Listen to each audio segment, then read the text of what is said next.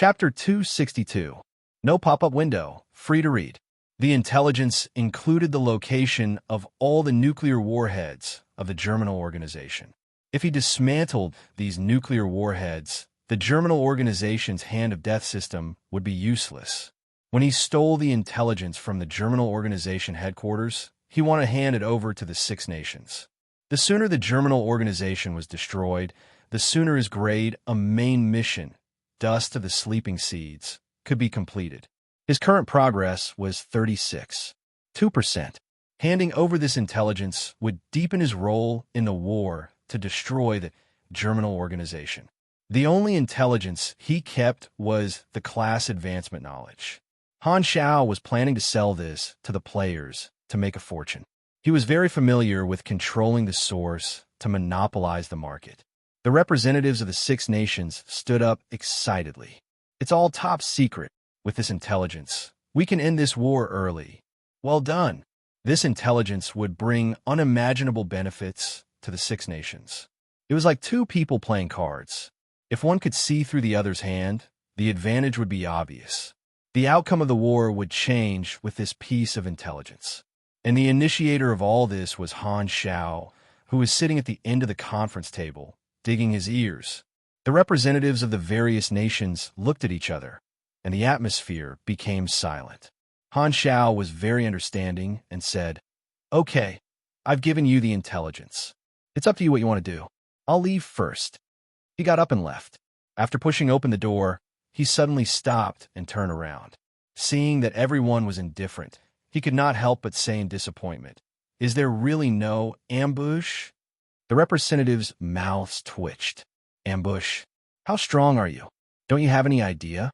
We still want to live until we retire, bastard." Gui wiped the cold sweat off his forehead. "Your intelligence is very important. You've helped us a lot. We need to have an emergency meeting, so you should leave quickly." The situation of the expedition war changed drastically in just a few days. The troops of the Six Nations advanced by leaps and bounds, as if they were on steroids. They defeated the enemy again and again like the autumn wind sweeping away the fallen leaves, obtaining great victories. In the four battlefields of the east, south, west, and north, the Germinal Organization was at a disadvantage. The entire world was paying attention to the battle and was shocked by the sudden change. After many inquiries, they found out that it was Han Xiao who had leaked the stolen information to the Six Nations. When Han Xiao's true identity was exposed some time ago, he was surrounded and became the focus of the battle between the Germinal Organization and the Six Nations. Han Xiao was in the middle of the encirclement, and it was like he was in the eye of the wind, surrounded by an even stronger wind. The battles on the various fronts had reached a climax, and a large number of the Germinal Organization's troops were being held back by the Six Nations. That was why they did not have enough troops, and the long-range bombing missiles launched into the sky were all intercepted by the Six Nations. At that time, the various forces had a premonition that if Han Xiao could escape, it would change the entire situation. As expected, he became the turning point of the entire war. He was the one who started the war in the dark, and the one who was going to end the war was also him. All the powers were astonished. He deserved the title of a legend. Because they had the upper hand in the war, the Six Nations also started to broadcast the situation of the war in their own countries to reassure the people and announce that the war was about to end. The people of the various countries all felt relieved, and the pressure on their countries was also relieved. Of course, the media could not avoid adding details to the Germinal Organization's deeds. Although the Germinal Organization was already bad enough, they still habitually added to it, emphasizing that the expedition was absolutely righteous, politically correct, and protecting the country. The Blue Star players were even more aware of the changes in the war, and the most direct feeling was that there were fewer missions. Originally, with Han Xiao's help, the conflict between the Six Nations and the Germinal Organization had broken out earlier, so the players' influence on the storyline would be minimized. At least the players had something to do, but the war suddenly went smoothly. Now, even being a spectator had become a luxury, and the players were completely reduced to spectators. The Germinal Organization players were an exception. Their missions had increased, and at the same time, their experience of failing missions had increased. According to the increased ratio of the number of missions to the number of failures, they seemed to have suffered a loss. The players from both sides fought a lot. The Six Nations players were gloating on the forums, and the German organization players were crying but had no tears. Why? Black Phantom wants to hurt us again and again. Chapter 263. No pop-up window, free to read. It was 10 minutes past the agreed time, but the power plant still hadn't exploded. The bandits were anxious. Have the people who blew up the power plant been caught? We haven't heard from them for so long. The Crooked Mouth Man made a few phone calls, but they were all busy. No one answered. His accomplices were obviously thinking of retreating. We've been exposed. Let's go quickly. If the people who blew up the power plant are caught, they will expose us. The Crooked Mouth Man's eyes were fierce. He shouted in a low voice, "What are you panicking for? Wealth comes from danger. How can we come here for nothing?" This was obviously a group of low-level bandits, but at the same time, they were extremely daring. After waiting for a while, they finally found an opportunity. The patrolling guards crossed each other, and there was only one guard left at the gate.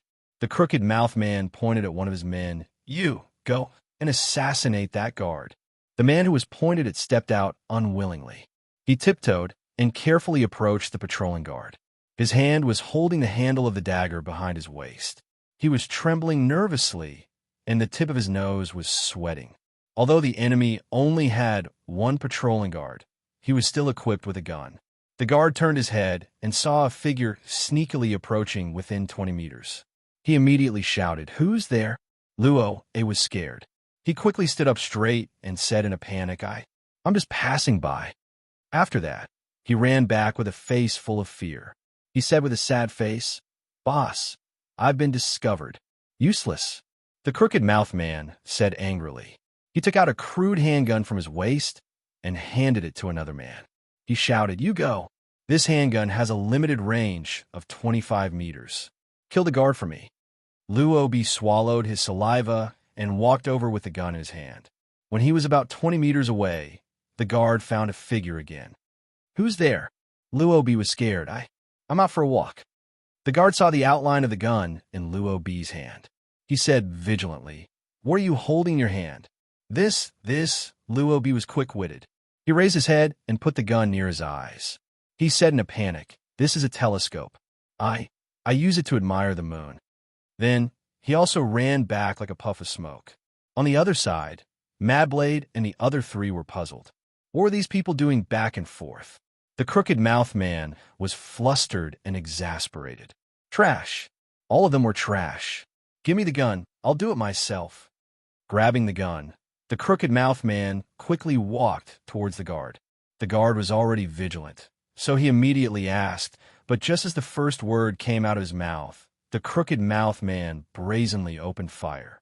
The gunshot was loud, and the bullet hit the guard's shoulder. The guard cried out in pain and fell to the ground. The Crooked Mouth Man added 2 more shots, and this time the guard was seriously injured and lost the ability to fight. "Hurry up and move the things." The Crooked Mouth Man called out, and all of his underlings followed. At this time, in the vision of Madblade and the other 3, the bandits had turned red. The mission was to capture the bandits alive and hand them over to the shelter guards. If they were enemies, it would be easy to deal with them. Players were best at fighting monsters. Hao Tian took the lead, and Madblade followed closely behind. The 4 of them rushed out. The bandits were shocked and hurriedly took out their weapons to block. However, in just one exchange, half of them were knocked over by the 4 of them. Inhumans, they're all Inhumans. The 4 of them knocked over all the bandits like they were cutting vegetables, and only the Crooked Mouth Man was left. He held the gun and shivered. "Don't come any closer, or I'll shoot. I'm really going to shoot." Suddenly, the ground trembled slightly, and more than a dozen red dots lit up in the darkness. They quickly approached and showed their true appearance. 6th Generation 25 Rangers surrounded the scene, and their black muzzles were locked onto everyone. In important places like warehouses and power plants, the Rangers created by Han Shao were the real defense force. They were always on standby. Once they detected gunshots or someone broke through the security zone without permission, they would immediately go from standby to combat mode and attack like awakened beasts.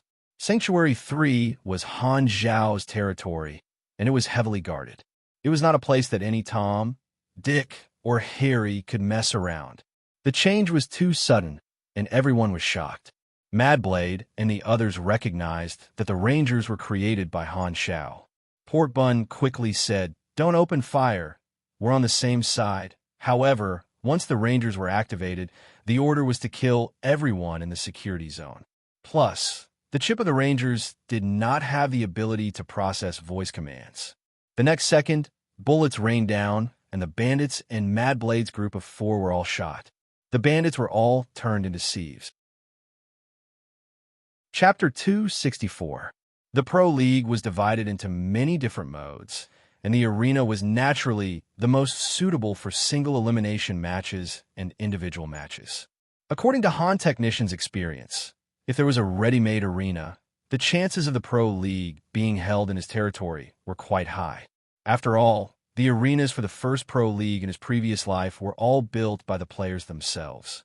Although it sounded like a bunch of bullsh**, doing it personally made the players feel great. If the Pro League was held in his territory, the status of the main city would be even more stable. It would also bring in a lot of people. In Han Technician's eyes, they were all potential customers. He was aiming for the Pro League to make a fortune. The temporary status enhancement potions in his hands would definitely sell well in this kind of situation. However, there was a small problem. The Pro League would be held around the time when the first batch of players reached level 60. If he had to wait for the Pro League to start, he would have to stay in Blue Star for quite some time. I'll just treat it as preparing for the interstellar journey. Besides, I have to wait for an opportunity, Han Zhao thought to himself. It was not that easy to leave a planet. In version 0, all the novice planets did not have the usual channels to travel to the interstellar.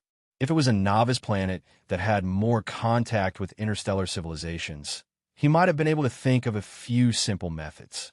For example, on Winterfrost, the Void Demons had interstellar battleships. Han Technician might have been able to find a way to get one. However, on Blue Star, the countries here could not even build stable interstellar spaceships. The chances of flying into the sky and standing shoulder to shoulder with the sun were very slim. However, it was not completely hopeless. Ever since he decided to leave planet Aquamarine in version 0, he began to search for all kinds of details in his memory. After a long time of thinking, he really did find a few unexpected opportunities, but he had to wait for those things to happen naturally before the opportunity presented itself. Therefore, he really did have the time to wait for the Pro League to start. At that time, the Pioneers will basically be at level 60. If I don't find a suitable subclass, I should still be at level 70.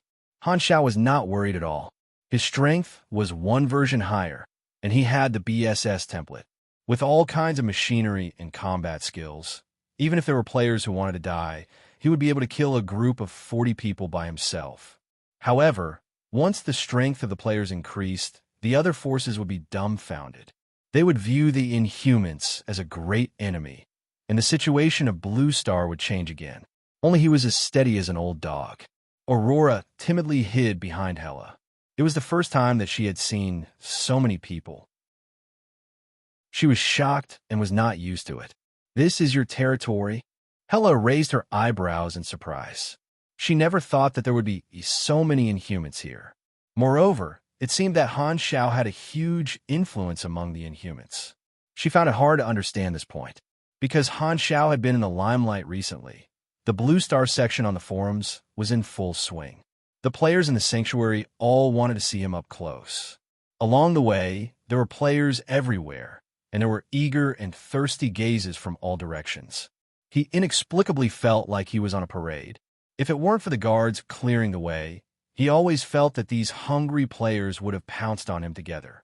When they returned to the upper level of the Sanctuary, it was finally quiet. Han Zhao settled the two down and said, "Huang Yu, arrange 2 rooms for them. They will live here from now on." He thought about it and changed his mind. "Never mind. 1 room is enough. Please follow me." Huang Yu extended his hand and led the 2 of them away. After the few of them left, he was the only one left in the room. Han Xiao laid on the bed to rest for a while, then closed the door and windows, locked himself in the study, picked up a pen, and wrote down the focus of his next move on a piece of paper. Since he was preparing to leave the planet, he naturally had to list the various opportunities on Blue Star. He also wrote down the opportunities to leave the galaxy in detail, adding from time to time to prevent himself from missing any details. Finally, the tip of the pen paused. So, I want to earn as much EXP as possible from the players on Blue Star, because after leaving the planet, it means that I won't have any interactions with the players in the short term. In order to maintain my influence, I have to do my best to improve the player's main city, add various functions, and provide convenient transportation. Then, the players who are active in the main city will think of me from time to time. I might as well build a statue to remind them. He burned the paper full of words to ashes, not leaving any clues. It was already late at night, and Han Xiao went to another house. This was the special residence that he had arranged for Madblade and the other three. This treatment was not given to the other players. Madblade was the only one left in the house. He had been waiting for Han Xiao, and he was overjoyed immediately and greeted him. "Just you." Han Xiao looked left and right, then set a simple mission with rich rewards and threw it to Madblade. Finally, he was rewarded again. Madblade was overjoyed. Following Black Phantom gave him a bright future. This mission was so interesting. Singing and dancing gave him EXP. The other missions were so lame. The Pro League was coming, and Han Xiao was also preparing to train these few close players so that they could perform better in the Pro League. Han Technician was quite generous to his own people. After all, these players had helped him a little. At the same time, if they had more stable results, the other players would believe that there were benefits to following him. Now, his mission reward limit had also increased, and he could satisfy the needs of more players. The total daily reward was 7 times more than the single mission reward, which was around 800,000 EXP. It was very generous. Han Xiao was a little envious. If only he could have the EXP limit, he would not have to worry about EXP. Unfortunately, this method did not work. Sigh, I still have to take advantage of the players. After spending an entire day dealing with the miscellaneous matters, Dean's supplies finally arrived. Following which, Han Xiao locked himself in the workshop and began his closed-door training to organize his gains. The German organization's Mechanic Class Advanced Knowledge is one of the most important knowledge for mechanics. It allows the control of machines to be upgraded. As long as the corresponding chip program is written, it can read the brain signals and send out commands. The speed of thinking is much faster than speaking or using hand gestures. He spent some potential points to upgrade to level 5. Basic knowledge required 1 potential point to upgrade. Advanced knowledge required 2 potential points, and so on. The cost was getting higher and higher. Therefore, Han Xiao had been hoarding potential points and only used them on the most important knowledge. The first task was to recreate the mechanical suit that had been destroyed. This time, Han Xiao did not plan to copy the mechanical suit completely according to the blueprint.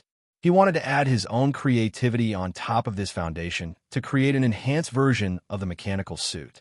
He already had a draft in mind. There was a large pile of parts and supplies beside the lathe. Han Xiao counted them, rubbed his hands, and smiled confidently. Time to work. The 7th day. Chi. Accompanied by the sound of cold air leaking, the metal cooling box opened.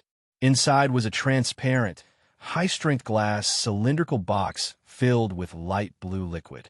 Han Xiao removed the synthetic repair gel used to cool down and speed up the fusion. A brand new battle suit appeared in front of him, still emitting white, cold air. It's finally done. I'm so tired. Han Xiao felt refreshed. He rubbed his cheeks vigorously to relieve the slight tiredness from staying up for a few days straight. The new generation battle suit still used the core principle of Viper Modified. It was filled with PE0 nanofiber muscles and provided torque along with movement. It could still increase strength and agility, and none of the original weapon modules were missing. The outer appearance was the same style as Viper Modified.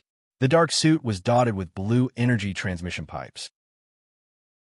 The structure was more precise and complicated, and the whole body was streamlined. However, there were some changes. The size was larger, and the edges were more defined, like protruding scales. The overall feeling was completely different. If Viper Modified was like a small poisonous snake hunting, the new generation battlesuit was like a black python waiting for its prey in the shadows. It was fine if it did not move, but when it moved, it would strike like lightning. Ferocious. Dangerous.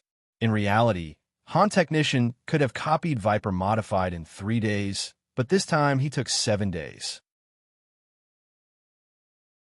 Chapter 265. The energy core was still the bonfire reactor, located about 5 centimeters below his neck. After his advancement, his machinery affinity and technology had both increased, so he strengthened the reactor. Furthermore, he installed a few hidden grooves on the back of the mechanical suit that connected to the energy core. Energy blocks could be embedded in the grooves. If the reactor ran out of energy, these would be backup energy sources. There was another use, which was to increase the power output and increase the performance of the combat suit like Overload. The energy blocks were naturally the elementary energy crystals that he had refined from the radiation crystals he had collected from the Shadow Stalker Viper's nest. Etching was trying to turn the crystals into a renewable resource, but she had not succeeded yet. However, the few hundred pounds of crystals that Han Shao had saved up were enough.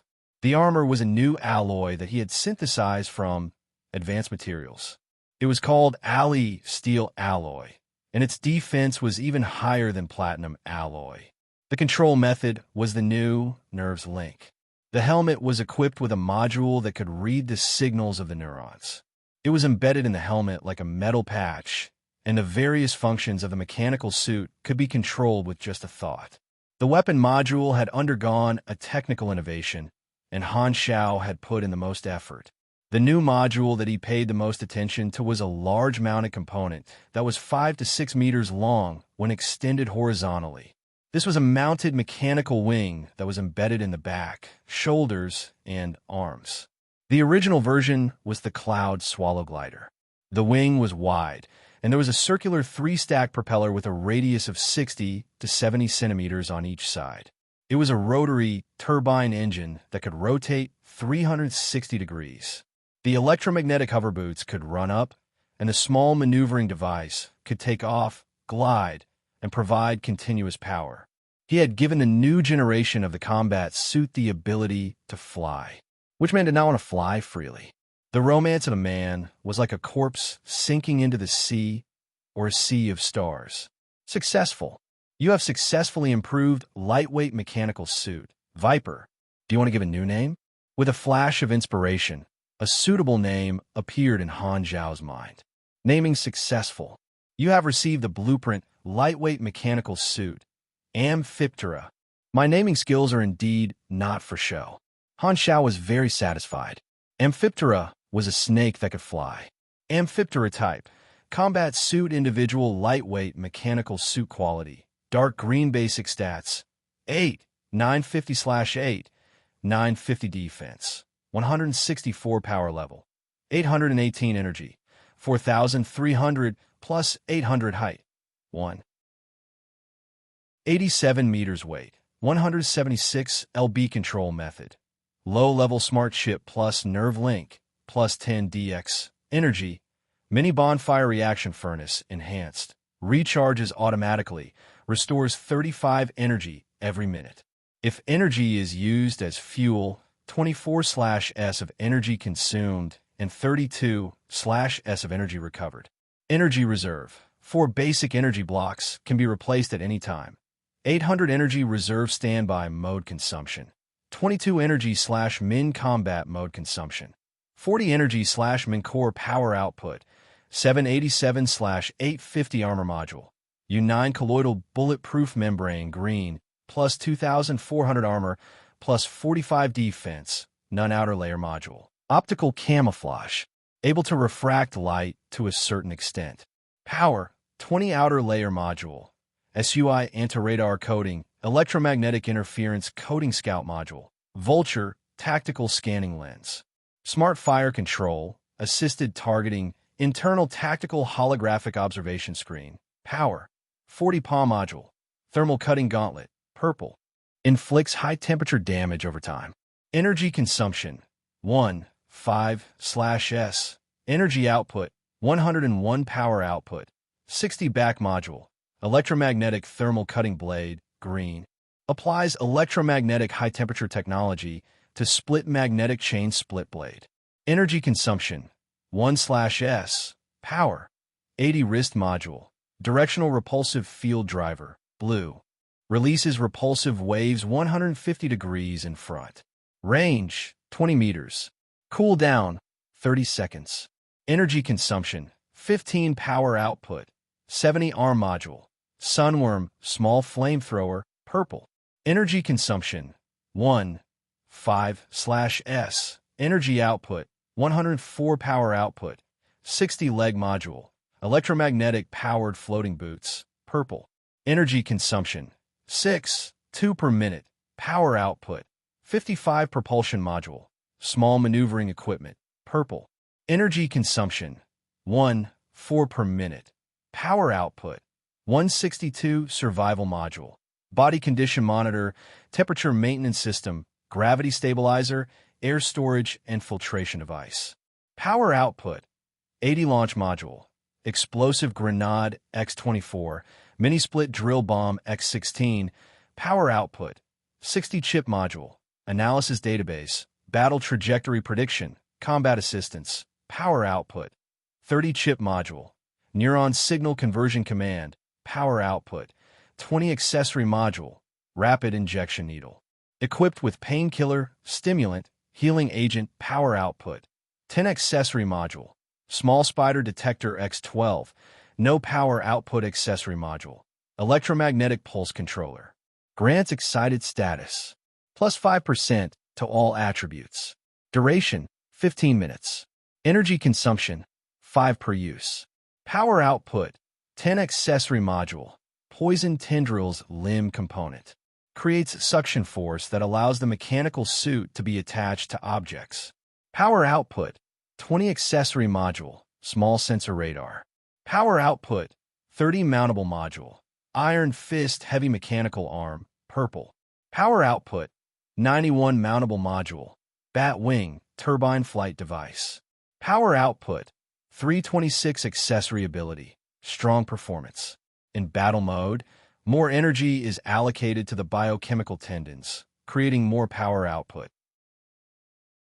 Plus 40 STR, plus 20x accessory ability. Snake Devil consumes all energy in one go, causing the energy core to be overloaded.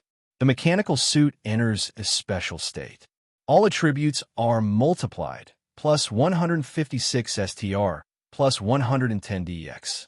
All modules are considered to be free of energy consumption. Duration, 2 to 7 minutes. Cooldown, 7 days. Accessory ability. Suction armor is made of olisite alloy. This alloy has the property of dispersing stress points, plus 22% damage reduction. Note, are you stupid? I could go to heaven. With a full set of purple modules, the attributes of Soaring Serpent had reached 2.0. Han Xiao put his hands on his hips and admired his work. He was so F***ing awesome. With Soaring Serpent and my attributes, no one in the blue star can threaten me. This mechanical suit can be used in the galaxy. It can be considered as one of my early preparations. Han Xiao had foresight. In the eyes of the players, he had made a super powerful early-stage equipment. Wearing this mechanical suit was like using a sledgehammer to crack a nut on a novice planet. Soaring Serpent had only locked onto his nerve signals, and he was the only one who could control it. The advanced knowledge, nerve connection, was the foundation to control more complex machinery. The speed of thinking was far faster than normal control methods. Furthermore, if there were any injuries, nerve connection could also be used on the cloak technology. Of course, Han Xiao did not wish for such a day to come. Furthermore, nerve connection had another key function in his eyes. One had to know that players relied on a virtual gaming cabin to enter Galaxy, and the core principle of the gaming cabin was to transfer the player's thoughts. Then, What would happen if the player's thoughts were transferred to a local NPC clone body? Would the players be trapped in galaxy like him? Would they be resurrected after death? If they could be resurrected, would they use the original player body or a new body? Or could there be other phenomena? From his perspective, he could feel that everything here was real. However, he had never let go of his doubts and kept paying attention to the forum. He wanted to see if his account in his previous life had appeared, but he did not find anything. What is the reason for this? Is it the butterfly effect? Did the previous me change my account? It's not unreasonable. I just casually created the account back then. Or is there another possibility? Han Zhao's eyes flickered. To be honest, he was looking forward to interacting with his previous self face to face. It would definitely be a novel feeling. He did not understand. If I want to understand the truth, I still have to start from the players. Nerve connection alone is not enough to create a gaming cabin or a mind transfer device. I need more knowledge. Han Zhao suppressed the doubts in his heart. Chapter 266. You've been losing blood all year round, causing your body to be weak, stunted, and organ functions to deteriorate. Optimistically, you can live for another 3 years. In the potion lab, Yeching was wearing a pair of rimless glasses as a doctor. She checked Aurora's body and came up with such a pessimistic result. Without waiting for their expressions to change, she immediately changed her words. Of course, I'm talking about normal people. Although your body is weak, your cell activity is something I've never seen before. As she spoke, Yeching took out a few photos under the microscope and said excitedly, "Normally, the self-healing of the human body is very slow. The intact cells slowly divide into new cells to repair the damage. In comparison, the self-healing ability of supers is stronger. They can heal by converting energy or absorbing other energy. For example, I can absorb the life energy of plants to heal my injuries. Regardless of whether it's a normal person or a super, self-healing requires energy and nutrients. And your cells are equivalent to a drop of extremely concentrated life energy, which can strengthen the self-healing ability of others hundreds of times. Your hair, blood, and all the other body tissues are equivalent to extremely powerful healing agents. How strong are your cells? Let me give you an example. A normal person's cell is a bowl of cold water, a normal super cell is a flame, and your cell is a star. There's no comparison. Your cells actually have signs of self-reaction. Each cell is like a condensed star in its prime. Its activity is automatically increasing at every moment. However, such terrifying activity is not corrosive at all. It only has a beneficial effect on life forms. It is simply inconceivable. Emerald Grass's heart was itching unbearably. Her eyes lit up as she stared at Aurora. The burning gaze made Aurora shrink closer to Hela. She recognized this gaze. All the white coats of the Germinal organization looked at her like this. I want to collect some of your blood as an experiment material. Do you know no? Hela rejected decisively. Her eyes were not friendly, and she was ready to attack at any time. Aurora was a reverse scale. She would not allow anyone to violate it. Han Zhao crossed his arms in front of his chest and sat at the table next to him. He interrupted helplessly. I admire your attitude. Science is about continuous improvement. You must always have the ambition to master the core technology. But this is a patient, not for you to do research on. Besides, I don't think you can beat this redhead. Yeching pursed her lips and turned around to pack up the diagnostic equipment. She casually said, she doesn't need to see a doctor at all. Her superpower has been suppressed for too long and can't be used effectively. As long as she doesn't die, her superpower will gradually recover and let her return to normal. Forget it. Anyway, she just needs to rest for a while and her body will recover and the scars will disappear. Han Zhao raised his eyebrows. He could tell that Yeching was implying something, so he started a plan. In his previous life, Aurora had been reduced to a pulp, so he didn't have the opportunity to see the exact effects of her superpower. He also didn't know what it would be like when it matured. Since she's Hela's sister, Aurora shouldn't be too bad. Maybe she can control life? Han Zhao started to make wild guesses. If he wanted to know Aurora's condition, he would have to use battle information. At the very least, he would have to slap this poor little girl. With his strength, the result would not be good. Han Xiao naturally wouldn't do that, and Hela would definitely fight him to the death. Hela breathed a sigh of relief. She stood behind Aurora and pressed her hands on her shoulders, gently squeezing them. It was good that her sister was fine. Right? She was brainwashed before and gave birth to another personality. She will be triggered by keywords and become a puppet that will only listen to orders. Do you have a solution? Han Xiao repeated what Cyberlos said. I'm a pharmacist, not a psychiatrist. You should find a professional. Yeching didn't even turn around. But from my experience, if it's a normal brainwashing method, if it's not triggered and deepened for a long time, the thought seal will gradually fade over time until it disappears. That's why the guards on Bell of Death Island brainwash the prisoners every once in a while. But as you know, the people there are very strong, and brainwashing is not very effective. Instead, every time this happens, there will always be prisoners who will kill a few guards to relieve their boredom. Professional? Han Xiao touched his chin and pondered. Suddenly, he looked at Hela. Isn't the mind Hela's strength? Noticing his gaze, Hela waved her hand and frowned. My superpower is too invasive. I'm afraid of making a mistake, so I can't take the risk. Then you better develop your superpower more. Han Xiao was helpless. In his impression, Hela, at her peak, could easily flatten the soul of a living being into all kinds of shapes without damaging the fragile soul. It was like blowing candy. If there's nothing else, let's go. I still have a few Inhumans to test the potion. Don't disturb me. The few of them turned to look. Emerald Grass took out a transparent container filled with a strange liquid. It was a viscous green color and was still bubbling. She held a syringe and flicked the tip of the needle with her fingernail. Oh, I forgot to mention. In the technological civilization, Yeching was called a pharmacist. In the magic civilization, pharmacists were called witches. Han Xiao silently observed 3 seconds of silence for the players who had tested the potion. Sacrificing for the advancement of science, how noble.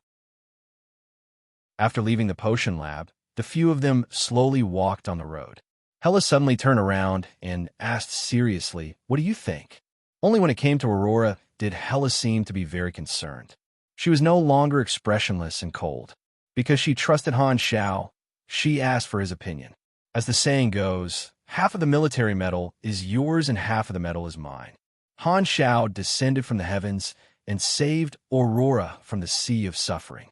Now, they had no relatives in the world. Only Han Xiao could be trusted. Han Xiao pinched his chin and said, "It's best for her to rest. I'll make a special wheelchair for her. Also, your sister has been locked up for so long. It's best to let her get in touch with the outside world and make some new friends. If you don't trust me, I can introduce a few good, law-abiding teenagers." Hela nodded solemnly. "I owe you. You owe me in the first place." Han Xiao picked his ear. Hela was at a loss for words. She shook her head and remembered the favor in her heart. She had a cold personality. In fact, she was a cold-blooded and proud person. She did not like to accept the kindness of others and was unwilling to accept help that was like charity. However, once she owed a favor, she would remember it in her heart. She was a person of action. She would not say too many words of gratitude. She would only secretly remember the kindness of helping others in their hour of need and wait for the day to return the favor to Han Xiao. After a moment of silence, Hela asked the question that had always been on her mind. "Why did you save my sister?"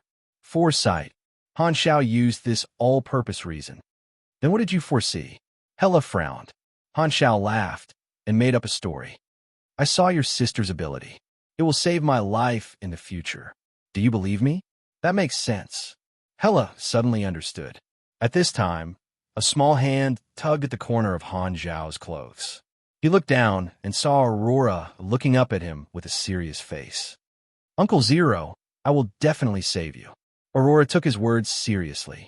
Han Xiao pinched her face and laughed. Zero is in the past tense. Just call me Han Xiao.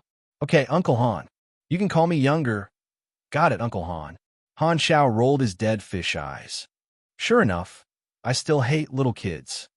The next day, Han Xiao rushed to make a wheelchair and gave it to Aurora. leather armrests, and cushions lined with elastic cotton. It will give you the comfort of your mother's embrace. And the most amazing thing is, Han Xiao lifted the dust-proof cloth and said, "This wheelchair is driven by pedals. It has a built-in small engine, and there is a gear shift lever beside the armrest. It can go up to 40 kilometers per hour. I only want an ordinary wheelchair." Hella's eyes twitched. She had never heard of a wheelchair that was driven by pedals. So what was the wheelchair used for? 40 kilometers per hour. Are you planning to hold a wheelchair rally race? Are you crazy? If I don't modify it, what kind of mechanic am I? Han Xiao picked his nose and looked at her from the corner of his eyes. Hella felt the disdain of a professional from his eyes. Aurora liked the wheelchair very much, as if she had gotten a new toy. At this time, Mad Blade and the others walked over from afar.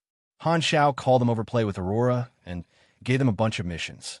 He was worried that there was no suitable mission to train them. It was not like they could all sing and dance like Mad Blade. Playing with a little girl was much more reliable than singing and dancing. The 4 players were also very curious about the missions. The rewards were unbelievably generous. They thought that this was some kind of hidden mission and had a lot of fun doing it. Aurora got along the best. After a few words, the bear cub changed hands. It lay on Aurora's lap and rolled around on its belly, making Aurora giggle. The scene was full of warmth, as if the sun had coated it in a warm yellow color. Hella's eyes softened. She stepped aside and watched her sister play with her new friends. For the next few days, Aurora's smile became brighter and brighter, and her complexion improved at a visible rate. After settling Hella and her sister, the expedition war was getting better and better. The arena in the sanctuary was built during this time, so Han Zhao's attention immediately turned to business. He had 2 priorities. One was to prepare for leaving the planet and accumulate all kinds of resources. The second was to improve the player's main city and deepen his position in the hearts of the players, indirectly increasing his influence. He also planned for the Pro League, which was a huge business opportunity in his eyes. The similarity between the two was that he wanted to squeeze benefits out of the players. A creepy laughter echoed in the sealed room. Chapter 267. The Sanctuary issued a management rule that prohibited fighting anywhere, just like not being allowed to urinate and defecate. There were guards and rangers patrolling, and violators would be arrested and detained for a period of time. The main city of players needed to form a safe zone to make the players feel at ease. Han Technician asked Huang Yu to work overtime to perfect the rule. If the players wanted a PK, they could only leave the city or go to the arena. The arena was built near the square, very close to the respawn point of the players. Sometimes the players could stop when they were PK, and sometimes they would accidentally kill each other and lose some experience. Even so, it could not extinguish the players' desire to fight. Because it was very far away from the city, the arena became the first choice. The general structure of the arena was a huge square. In the center was the tallest and largest platform, and beside it were smaller arenas. The large arena was surrounded by a large number of spectator seats. Players didn't have to spend money, so they could PK as they pleased in the square. The arenas, big and small, were all sealed off. After asking around, I found out that those arenas were specially used for gambling. The gambling house was the arena, and it would only be open to those who paid, and the arena would be reserved for those who paid. Although this function was new, because it cost money and most of the players were poor, no one used this function for the time being. They only wanted to fight for free in the square, so the arena was very lively. It quickly became recognized as a dedicated PK arena, just like the city gate of a certain game. But in Huang Yu's opinion, this was a huge waste of resources. No one was willing to pay for it. Not only did it not achieve the effect of generating income, but the sanctuary also had to bear the cost of maintaining the arena. He felt that Han Zhao's decision was very problematic. It was better to let the Inhumans fight outside the city. He felt that building the arena was unnecessary, but he did not dare to go against Han Xiao, so he could only complain in his heart. This situation made Han Xiao a little surprised, but he understood after thinking about it. Now, the players are still in the exploration stage, and gambling in the arena is obviously only for players who are confident in their strength. Gambling in the arena can attract audience, so there will be exposure. Then, guilds and professional players are the most likely group to spend money to reserve the arena. The function of the arena required the players to discover it themselves, and it would take some time, but he was not someone who would wait patiently. Then let me give them a hand and help them understand what is the use of gambling in the arena. Han Xiao's eyes flashed. Every few days or so, Han Xiao would hang around in front of the players, teaching them skills and harvesting experience. Most of the skills that he put in the skill shop were basic skills that players already had. Spending EXP to train the basic skills that players had already learned could greatly increase their proficiency. It was more cost-effective than directly using EXP to level up skills. This was how Han Xiao obtained a majority of the players' EXP. He did not teach the important skills. After all, he wanted to maintain the gap between himself and the players. However, he chose to teach them some skills that were not that important or that the players would be able to learn sooner or later, such as electromagnetic energy extraction and precision repair, which were exclusive to mechanics, to help the mechanic class players improve their abilities. He acted as a mechanic teacher and attracted more players to join the mechanic class. One had to know that in the entire Blue Star, only the mechanic class players had such a reliable teacher like him. The players had experienced the energy training technique incident, so they roughly understood that the powerful skills that Han Xiao taught them could be learned when they reached a higher level. However, most people were still willing to learn high-level skills at a lower level because they could improve their current abilities and gain more benefits in the long run. As for the Esper class and Pugilist class advancement knowledge that he stole from the Germinal organization, Han Xiao did not sell it for the time being. This thing was like a bomb, and he wanted to wait until the players' purchasing power increased before making a huge profit. Every time he showed up to teach, he would earn more than 10 million EXP in a day, which was many times faster than doing missions. The tens of thousands of players in Sanctuary 3 made up about 5% of the total Blue Star players, and many new players had also entered the game, so the market potential was huge. The players' main city plan was very far away. On this day, Han Xiao appeared in the corner of the square, as usual, surrounded by players. After farming a wave of EXP, he suddenly saw a large group of guild players with prefixes above their heads. They were the players from Sky Territory, and the leader was called Yellow Sky Will Rise, the vice captain of the first core group. My chances here. Han Xiao raised his eyebrows slightly. After teaching the skills, he suddenly pretended to talk to himself and said, "Sai, my luck has been bad recently." Yellow Sky Will Rise was shocked.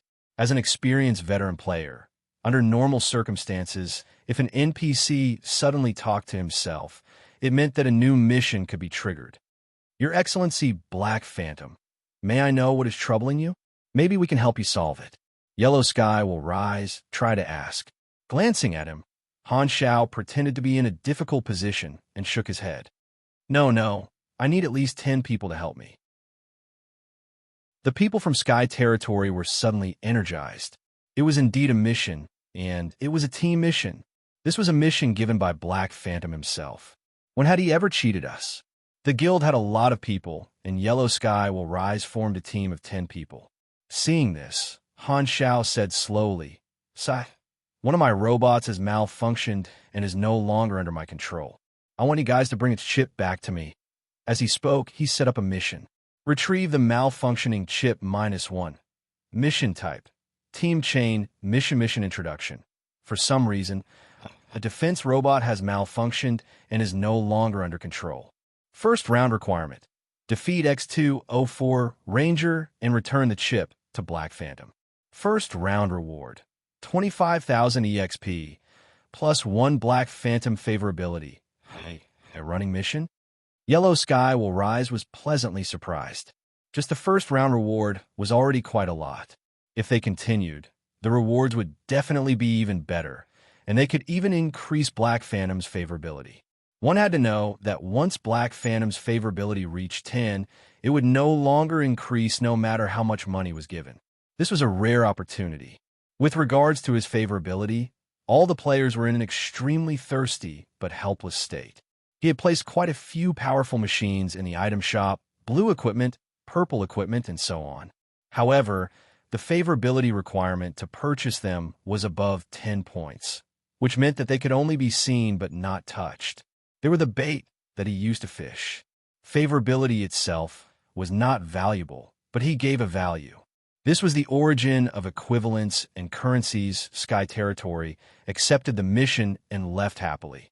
The surrounding players saw this and also excitedly formed teams, but Han Xiao did not give them any face. This time, the players were puzzled. Why could Sky Territory trigger the mission, but they could not? However, they had already seen the randomness of Black Phantom's mission trigger mechanism, so they were not surprised and did not think too much about it. They could only secretly envy those lucky Europeans. Suddenly, a group of familiar IDs and guild names came into sight. Han Xiaoxin's mind moved. He then opened his mouth and repeated his words. There's a hidden mission? The Guild of Gods members passing by were surprised. The newcomers were the Guild of Gods, the official guild of the Temple of Gods Club. Han Xiao was very familiar with them, which was another target he was looking for. After Han Xiao's identity was exposed, the Guild of Gods and the others found out that the zero they were looking for was Han Xiao. It turned out that they had missed their target time and time again, so the mission naturally failed. Guild leader Jupiter was so angry that he could not eat or sleep well. He was so depressed that he almost had constipation. However, there was no other way. Han Xiao had too many benefits. In order to not fall behind the other guilds, the Guild of Gods could only come to the sanctuary no matter how depressed they were. All the other guilds had teams gathered in the sanctuary. This mission is not bad. Jupiter was overjoyed. He could even find a hidden mission while walking on the streets. This was his luck. With a wave of his hand, the Guild of Gods formed a team and accepted the mission. An hour later, in the North District of the sanctuary, a chase was in progress. A 10-man team from Sky Territory was panting as they chased a speedy ranger. Quick, chase it, don't let it get away. The Guild of Gods was out of breath. They were running so hard that they were about to vomit. They followed the mission instructions and came to this area that was under development to chase this ranger that had lost control. The ranger's firepower was ferocious. A few of their team members died before they managed to grind down the ranger's armor to the last layer of health. At this time, the ranger suddenly turned around and ran. Damn it, why is it so agile? The members of Sky Territory had bitter expressions. It's even more familiar with the environment and terrain than us. Is this robot a spirit? At this time, in the high-rise room in the center of the sanctuary, Han Xiao was lazily half-lying on the sofa. He held a tablet and swiped the screen casually. The screen was showing the perspective of the out-of-control ranger. This ranger was actually completely under his control. He had limited the ranger's strength. Yesterday, he had dismantled a lot of the ranger's weapons and ammo before releasing it. In fact, it was a weakened version, so that the members of Sky Territory would have a hard time winning. If the complete Generation 2, 5 Rangers were to unleash their full power, they would have killed more than half of the players in a single exchange. Of course, the Sky Territory players would not know this. They would think that it was because of their great teamwork that they managed to kill this out-of-control robot. This was the misconception that Han Xiao wanted to give them. Out of control? It didn't exist. We're about to catch up. As the distance closed, Sky Territory forced themselves to focus and prepare for the final attack. Han Xiao looked at the radar map and suddenly smiled evilly.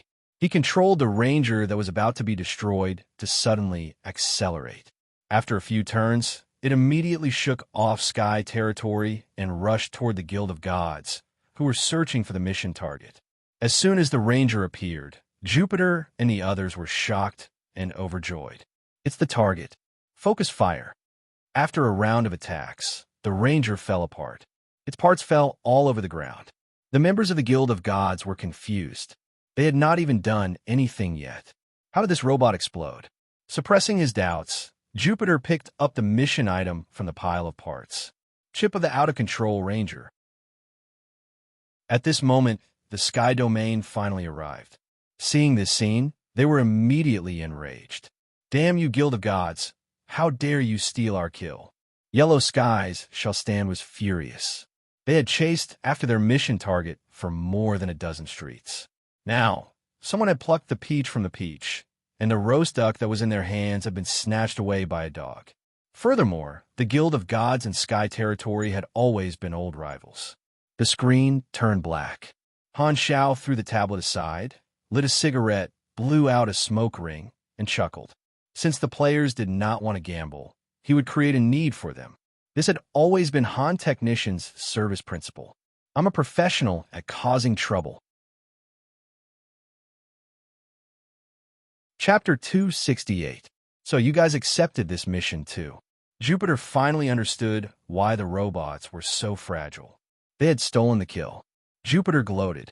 Even when facing other guilds, the overbearing Guild of Gods would never apologize or back down. Not to mention, this was their old rival, Sky Territory. So what if we stole the kill? Hold it in if you don't like it. The quarrel quickly turned into a brawl. After a round of brawling, all the members of Sky Territory died. Old Jew, F*************, and %. Just you wait. Yellow Skies shall fall immediately sent a private message to Curse. Jupiter closed the private message right away. What a joke. Why play the game if you don't steal the kill? With the mission target in hand, the members of Guild of Gods immediately went back to submit the mission. As long as the deed was done, Sky Territory could only accept it no matter how dissatisfied they were. However, when Jupiter and the others arrived at the high-level area, they were stopped at the door. We completed His Excellency Han Zhao's request. Why can't we enter? Orders from above. Outsiders are not allowed to enter. No matter what, the guards did not budge. The members of Guild of Gods had no choice but to leave. If they wanted to submit the mission, they could only wait for Han Shao to appear again. The group returned. After walking for a while, their vision suddenly turned dark. A group of burly men surrounded them. The leader was Jade Green Sky. He had brought the members of Sky Territory to denounce them. Old Jew, you're not being nice. Our people took the mission first, and the target was also crippled by my people. You came out halfway and stole the kill. You have to give us an explanation. Jade Green Sky's face darkened. Don't make a fuss. Blame your bad luck. Jupiter was fearless. The sanctuary was a safe area. No one could attack. He was not afraid of being surrounded at all. Sparks flew in their eyes as they looked at each other. The guild leaders of the major clubs in China knew each other in private. Jade Green Sky and Jupiter had always been at odds with each other. There was a historical reason for this. The conflict started in the professional arena. Li Gu was the pillar of Temple of Gods, and Hao Tian was the star of Sky Territory. However, Hao Tian lost more than he won against Li Gu. In the finals, semifinals, or the quarterfinals of other competitions, he lost to Li Gu many times. Therefore, the conflict between the two guilds was very deep, and they did not see eye to eye. The theft of this mission was the fuse. Although it was only a small conflict, it could evolve into a conflict, not to mention that both sides were rivals. The surrounding players looked over and carried on the fine tradition of the Chinese people. They all gathered around to watch. It was even more lively than a market. The middle of the road was so crowded that not even a drop of water could pass through. After a round of insults, Jupiter said impatiently, Azure Sky, what do you want? Return the quest item to us. You must be dreaming. Jupiter refused flatly. Why should he return the monster that he had snatched with his own abilities? Furthermore, he represented the reputation of a guild. If he backed down, wouldn't others say that they were afraid of Sky Territory? There was no way Jade Green Sky was going to swallow this loss. If the two sides could not back down, then there was no way to mediate. He could only use strength to do the talking. However, he was not willing to start a large-scale guild war. If both sides suffered losses, then they would be surpassed by other guilds. A thought flashed through Jade Green Sky's mind, and he suddenly remembered the betting function of the arena. Wasn't that the most suitable way to resolve this kind of conflict? All right, since you don't want to return it, then let's go to the arena and gamble. Ridiculous. Why do I have to fight with you? There's nothing to gain if I win, and I have to hand over my item if I lose. Humph, we'll bet too. Money, equipment, items, anything will do. Jade Green Sky provoked. I'm officially issuing you a challenge. Accept the challenge if you have the guts. He really wanted this chain mission. Firstly, Black Phantom's mission rewards were very generous, and secondly, it would increase Black Phantom's favorability. This was a deal that could be done. However, Jupiter was not provoked at all. He pushed away the people from Sky Territory and left. Anyway, the item was in his hands. As long as he turned in the mission, all the benefits would be his. There was no need to take the risk and gamble. He was too lazy to fulfill his enemy's wish. The people from Sky Territory were furious.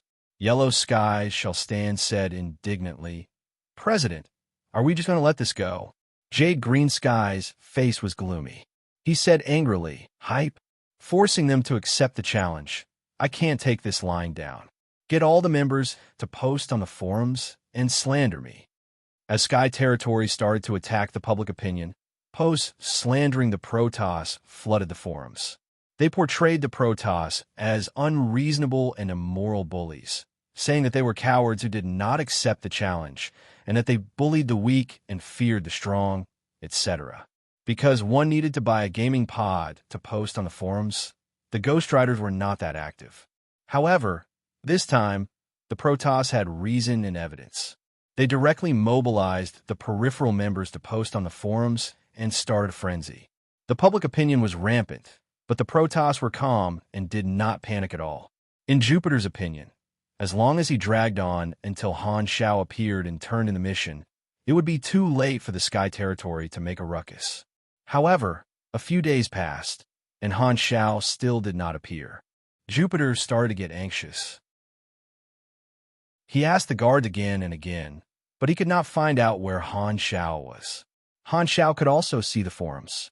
He deliberately did not appear, which was tantamount to roasting the Protoss. As long as the Protoss did not turn in the mission to him, this mission item would only bring trouble to the Protoss. From the moment he issued the mission, he had prepared this series of dirty tricks to force the two guilds to gamble in the arena to gain public attention and let more players know what the use of gambling in the arena was. As long as there was someone who was the first to eat crabs and let the players see what the use of gambling in the arena was, it would awaken the people with latent needs. The Protoss and Sky Territory only treated this incident as an accident or a coincidence. They did not guess that Han Shao, the NPC who issued the mission, was behind this at all. It was a complete blind spot in their thinking. Seeing that the situation was becoming more and more unfriendly toward the Protoss, Jupiter started to have a headache. Finally, after Han Shao disappeared for another day, Jupiter could not take it anymore. In the name of the Protoss official, he accepted Sky Territory's gambling challenge on the forums. On behalf of the Protoss Guild, I accept the gambling challenge with Sky Territory.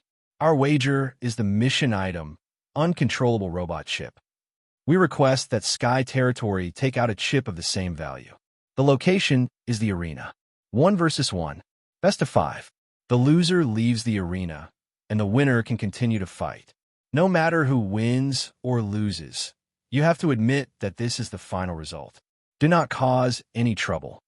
Jay Green Sky replied quickly. Okay. The two guild challenge made the players in the entire sanctuary excited.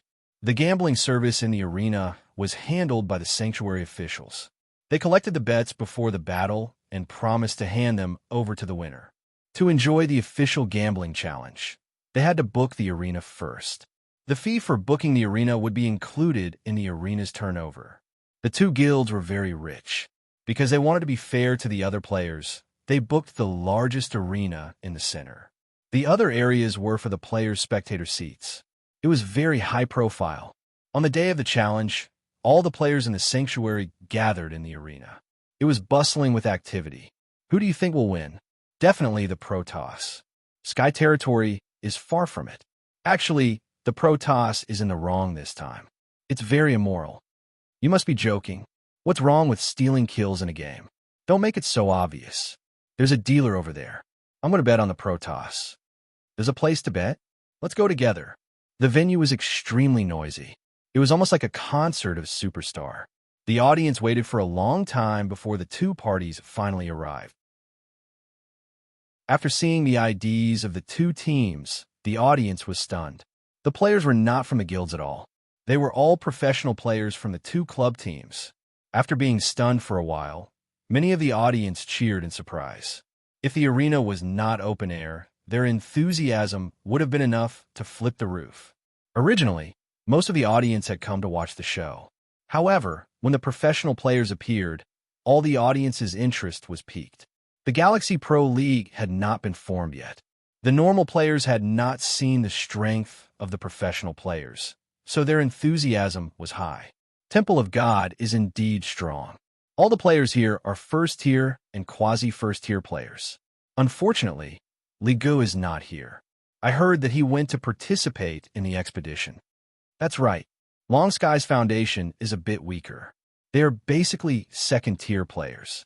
The first-tier players, Sleepy Winter and Twinkle Fried Rice, are also in the war. Wait, is that? Great God, Hao Tion. Hao Tion was expressionless as he mixed in with Long Sky's team. The audience all looked at him with disbelief and respect. Wherever he passed, the audience subconsciously slowed down their discussions. It was as if there was a steady aura around him.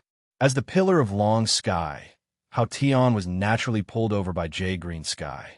His fame and strength were far beyond the first-tier players. He was the most eye-catching professional player in the arena. Facing such a god, the players of Temple of God immediately felt pressured. The two guilds belonged to the clubs, so they invited their players over to help without any prior communication. Seeing the members of the other side, J Green Sky and Jupiter broke out in cold sweat. At the same time, they thought, luckily, I also pulled in a professional player. Damn it, I almost got tricked by that old sly bastard. The central ring was very wide and hexagonal. The square in the middle was the battlefield, and the triangles on both sides were the waiting area. The people of Sky Territory and Guild of Gods were waiting in the waiting area. The audience below the ring whispered and waited excitedly. Some of the players had different thoughts. It seems that gambling in the ring can increase the exposure. Some of the spectating guilds thought to themselves, if we guard the ring, we can spar with players of various factions and even earn bets. Some of the players who liked PK said to themselves. The spectating professional players nodded. Not only does guarding the ring increase the exposure, but it can also train our skills. This function is not bad. Seeing the grandeur and effect of the gambling in the arena with their own eyes, many of the players saw the benefits and entertainment in it. Han Shao invited the two guilds to fight because he wanted the other players to experience the function of this function so that the players could use their creativity and expand the functions of this function to satisfy different needs. Chapter 269. Hao Tion was the face of Long Sky, a top-tier god. His PK skills were superb, and his level was way above average. With these two advantages, he was the first to enter the stage. His punches and kicks were violent, and he defeated 3 Protoss players in a row. The combat power of the pugilist class was displayed vividly. The audience thought that they would see a fierce battle, but they did not expect it to be a one-sided battle. The whole battle did not even last more than 5 minutes. This shock was like a wild horse that had unleashed a wild and unrestrained move, ruthlessly stomping on everyone's hearts. After being stunned for a few seconds, deafening cheers and applause erupted, reaching the clouds. Awesome. This was the audience. God Hao Tion. God Hao Tion. This was the fanatical audience. F***CK Tion. I'm cheering for you. This was Hao Tion's diehard fan. Hao Tion's performance refreshed the audience's understanding of the upper limit of the current level of combat power, and he gained a large number of fans. Although this was a private bet, the audience's enthusiasm and excitement made people think that this was a professional match. I won. Hao Tion's eyes moved slightly. He did not expect to win so easily. It was as if he had walked a long way and suddenly turned around and realized that the people behind him were all noobs. His combat power had unknowingly exceeded that of a normal professional player. In the beginning, Hao Tian only saw Han Zhao's hidden quest as a chance to test his luck. After he was lucky enough to win it, he did not treasure it and only saw it as a short-term springboard. Hao Tian's professional instinct was to plan his own development from a long-term perspective. Black Phantom was a mechanic, and he was a pugilist, so he felt that he could not follow Han Zhao forever. Just in terms of skills, he had to find a new mentor somewhere else. However, it was not until now that he realized how much he had gained, and he could not help but value Han Zhao more. Even at max level, the high EXP reward from Black Phantom's mission is very reasonable, Hao Tian thought to himself. Black Phantom's mission reward was really rich, so there was no harm in enduring the weird mission. As a professional player, inhuman willpower, endurance, and stamina were basic qualities.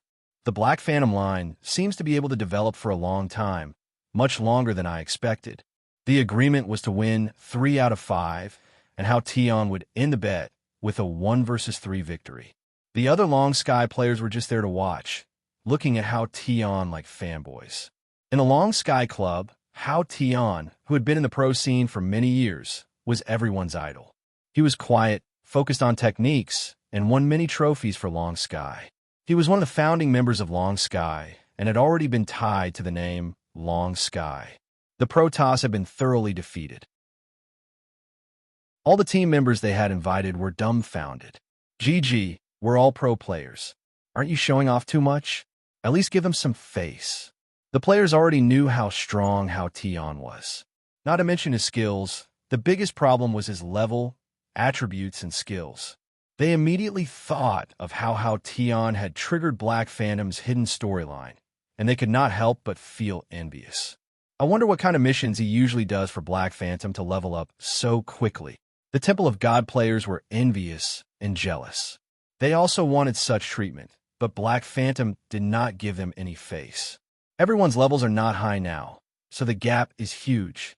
When the Pro League starts, everyone's levels will be higher, and he won't be able to beat us as easily as he did today.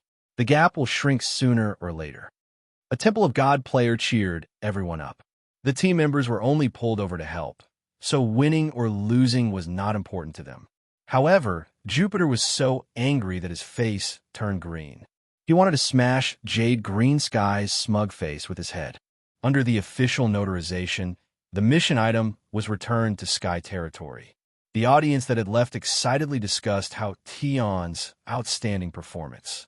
The conflict between guilds was always a hot topic. Losing the bet was only a temporary loss of face for Guild of God. They were still a powerhouse. So many people in the guild felt it was unfair. If our great Liga was here, Hao Tian would have been beaten to a pulp. Long Sky is just lucky. What's there to be proud of? When the dust settled, Han Zhao finally arrived the next day. The people of Sky territory handed in the mission immediately.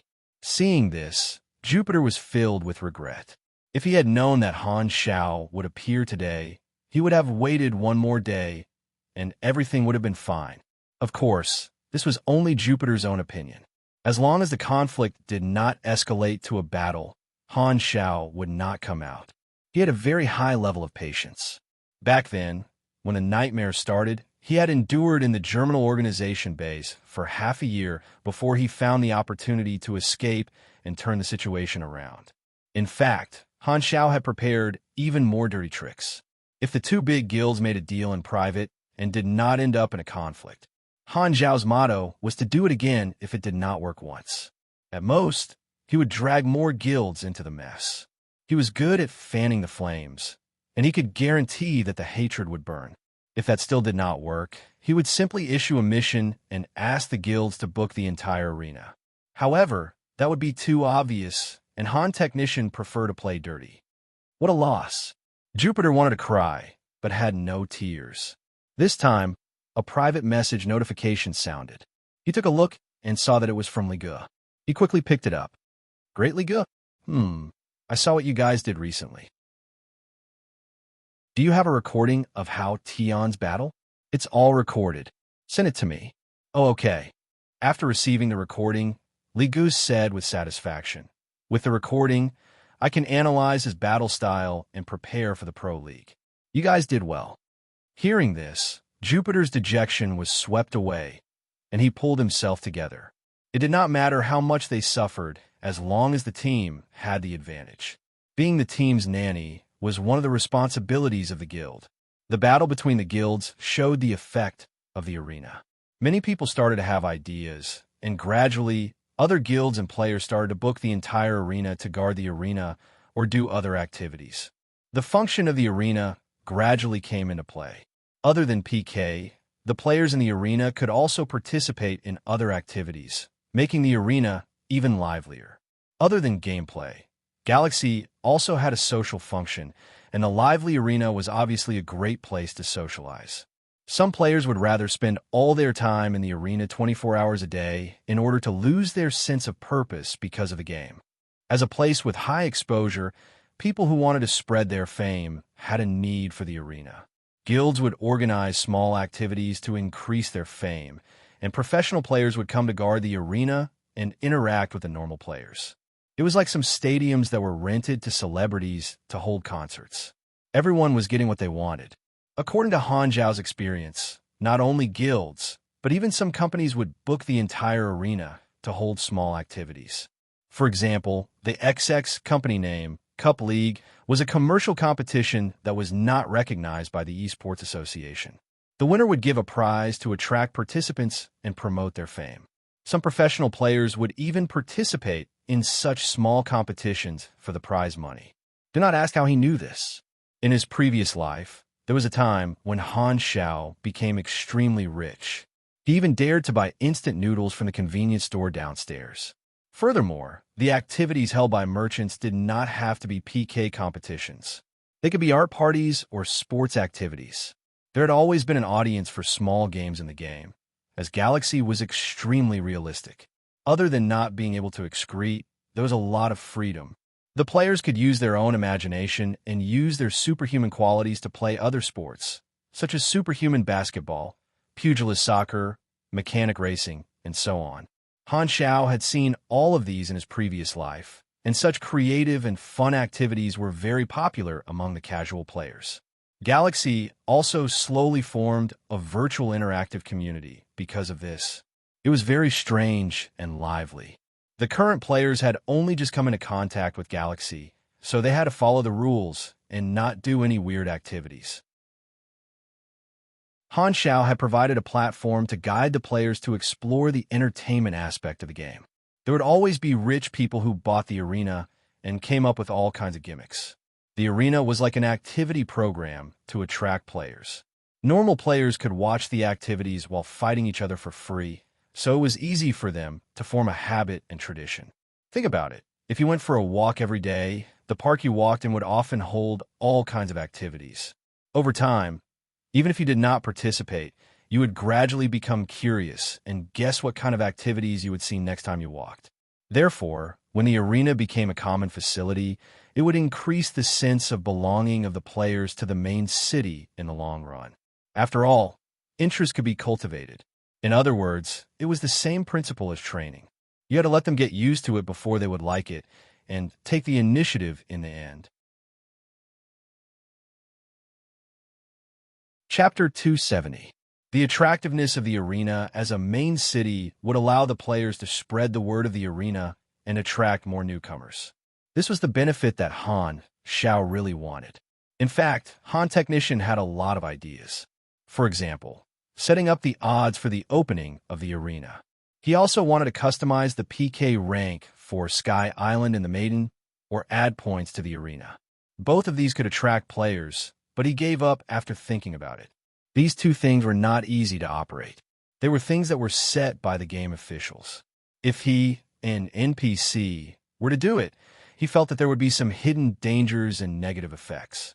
Most importantly, if he, as an official, gave out rewards, those studios and actors everywhere would make him bankrupt. Han Technician would not fall for it.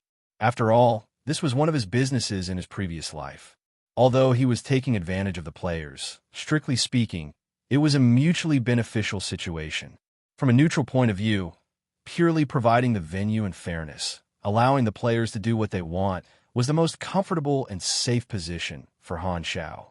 It could also be explained as guiding the Inhumans to vent their excess energy. When a main city's position was stabilized, it would take in a large number of players every day. In Han Xiao's blueprint, the next step was the evil real estate. As the person in charge, other than the place to shelter the refugees, all the empty spaces in the sanctuary that were waiting to be built were his treasure trove. The spendthrifts. Bah, the big customers were naturally the big guilds that were willing to buy property. Side business. Looking at the moving heads in the square, Han Xiao stroked his chin and sighed. Huang Yu was convinced. He originally thought that the arena was a waste of resources, but after more than 10 days of observation, he gradually found the potential benefits. Huang Yu did not understand Han Zhao's long-term plan, nor did he understand the nature of the players. However, when he did the turnover report, he found that the cost of renting the arena to the Inhumans far exceeded the cost of maintaining it. In the long run, the cost would be recovered sooner or later. After that, it would be a net profit, and this was only one of the benefits.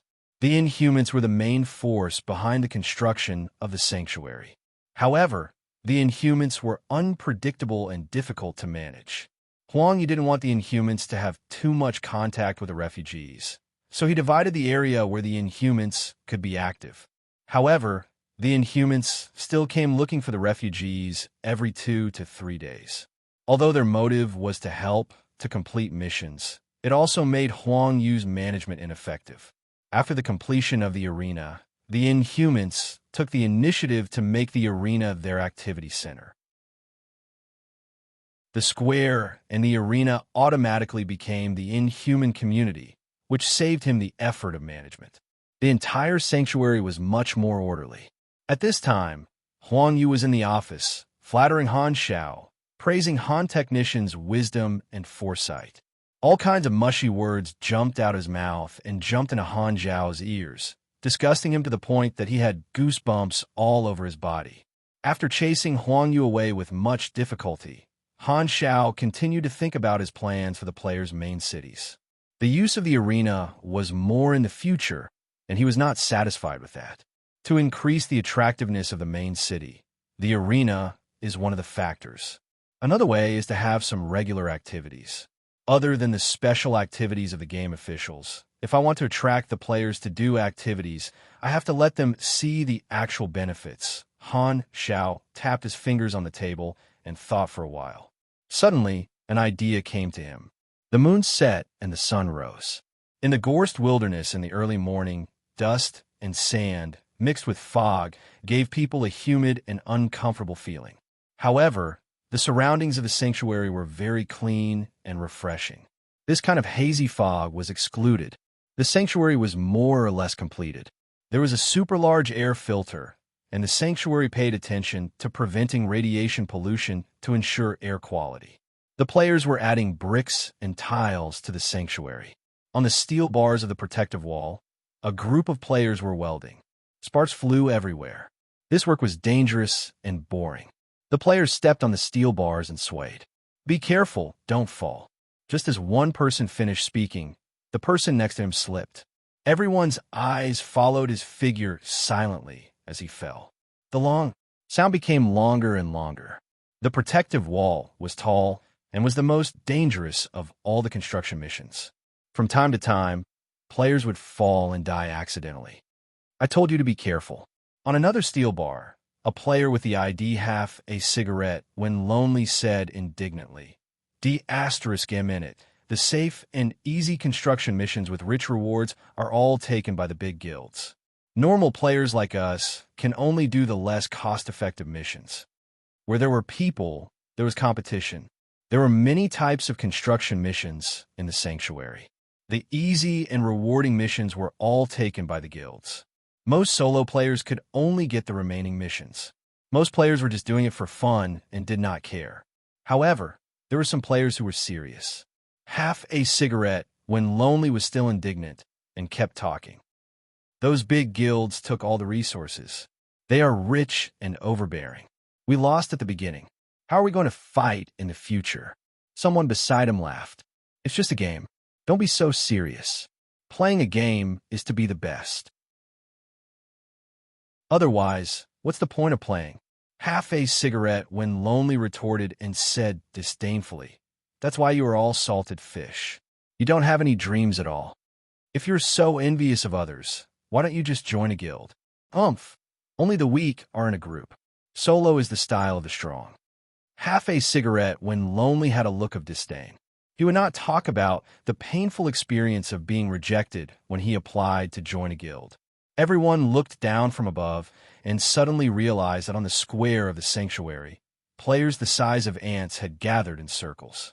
This was the signature phenomenon of Han Zhao's appearance. The regional channel suddenly had broadcast messages from other players. It seemed that Black Phantom had a new function, which allowed him to summon friends. The people who were building the protective wall hurriedly put down their work and ran down the wall. Some of them even jumped down, died, and respawned in the square to save time.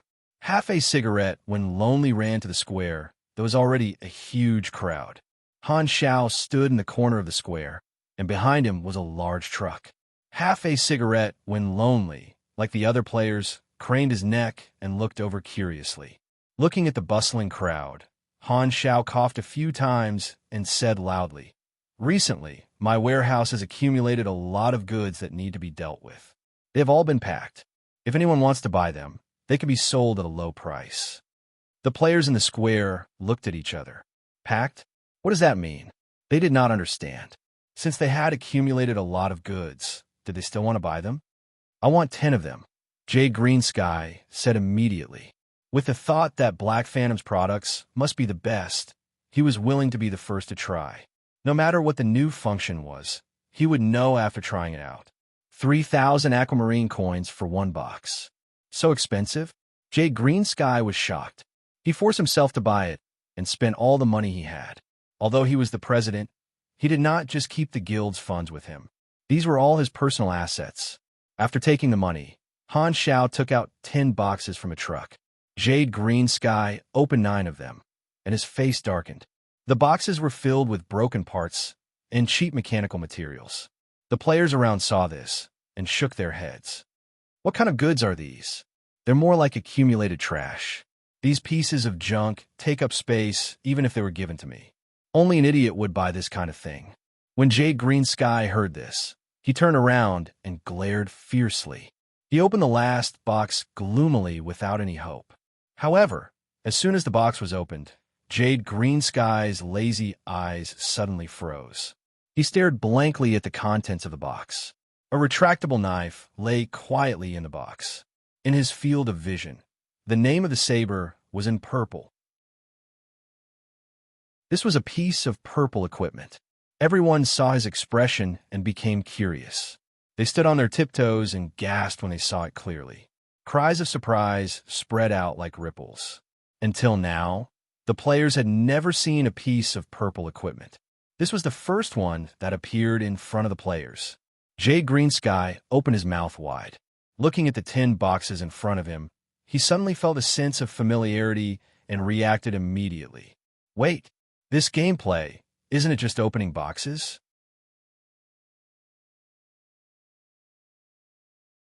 Chapter 271. Isn't this the way to open treasure chests? This idea spread like a virus, and the players' interest was piqued. Some of the gamblers were so excited that their hands were trembling and they could not wait to go all out. The most low-traffic, commercial-free website on mobile phones. Opening treasure chests was also known as the evil road of paywalls. It was a classic way for game developers to generate revenue, and Han Xiao was naturally very familiar with it. Not only could it ignite the gambler's desire to gamble, but he could also earn a huge sum of money if they fell into the trap. Coincidentally, he had the conditions and needs to do so he could use it as one of his regular activities to attract players. Every planet had its own currency, and after the 3 universal civilizations established order, for the convenience of communication, they created a universal culture, a universal currency, and universal language. The unique currencies of the various galactic civilizations could be converted into the universal currency, But a surface civilization like Blue Star naturally did not have such a privilege. The aquamarine dollar had almost no purchasing power, and it could not be used in the universe at all. Therefore, if one wanted to go to the galaxy, they had to first convert the money into resources and machines. Different civilizations had different prices for resources, and it could barely be considered a hard currency in the universe. No matter how bad it was still more valuable than the aquamarine dollar. In version 2.0, the novice planets would connect with the galactic civilizations in different ways, and the local currency would be exchanged, so the players did not have to worry about this problem. However, Han Xiao wanted to leave the novice planet in version 1.0, so he had to pay attention to the differences in currency, language, culture, and so on. His wealth was all in the aquamarine dollar, and it was a pile of waste paper outside of Blue Star. Therefore, he used it all to buy materials and machines. Furthermore, he could also gain some experience by making machines, increasing his foundation. Because of this, he had accumulated a lot of useless machines, and he used them as prizes to open treasure chests. The drop rate of the treasure chests was completely under his control. Most of the treasure chests were filled with useless parts and garbage, and only a few of them contained good stuff. The cost would not exceed the profit, so it was a sure win.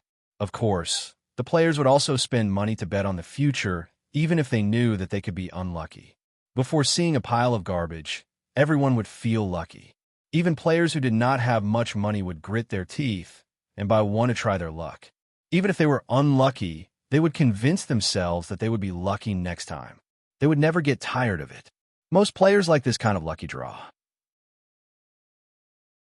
They have the opportunity to earn a huge profit with a very small cost. It's the same principle as the lottery. But now, other than me, there's no lucky draw anywhere else. There are two kinds of lucky draws. One is the game's official store. The lucky draw in the store is not online yet. It's mainly a special virtual item, such as dungeon crystals, gene repair fluid, red and blue potions, experience potions, and fashion accessories. The other is the actions of the storyline organizations and characters. This is the proper way to obtain direct benefits. For example, some organizations have a contribution system to draw powerful equipment and items, or some mysterious merchants have gambling games, and some organizations deal with old goods for the players to make money.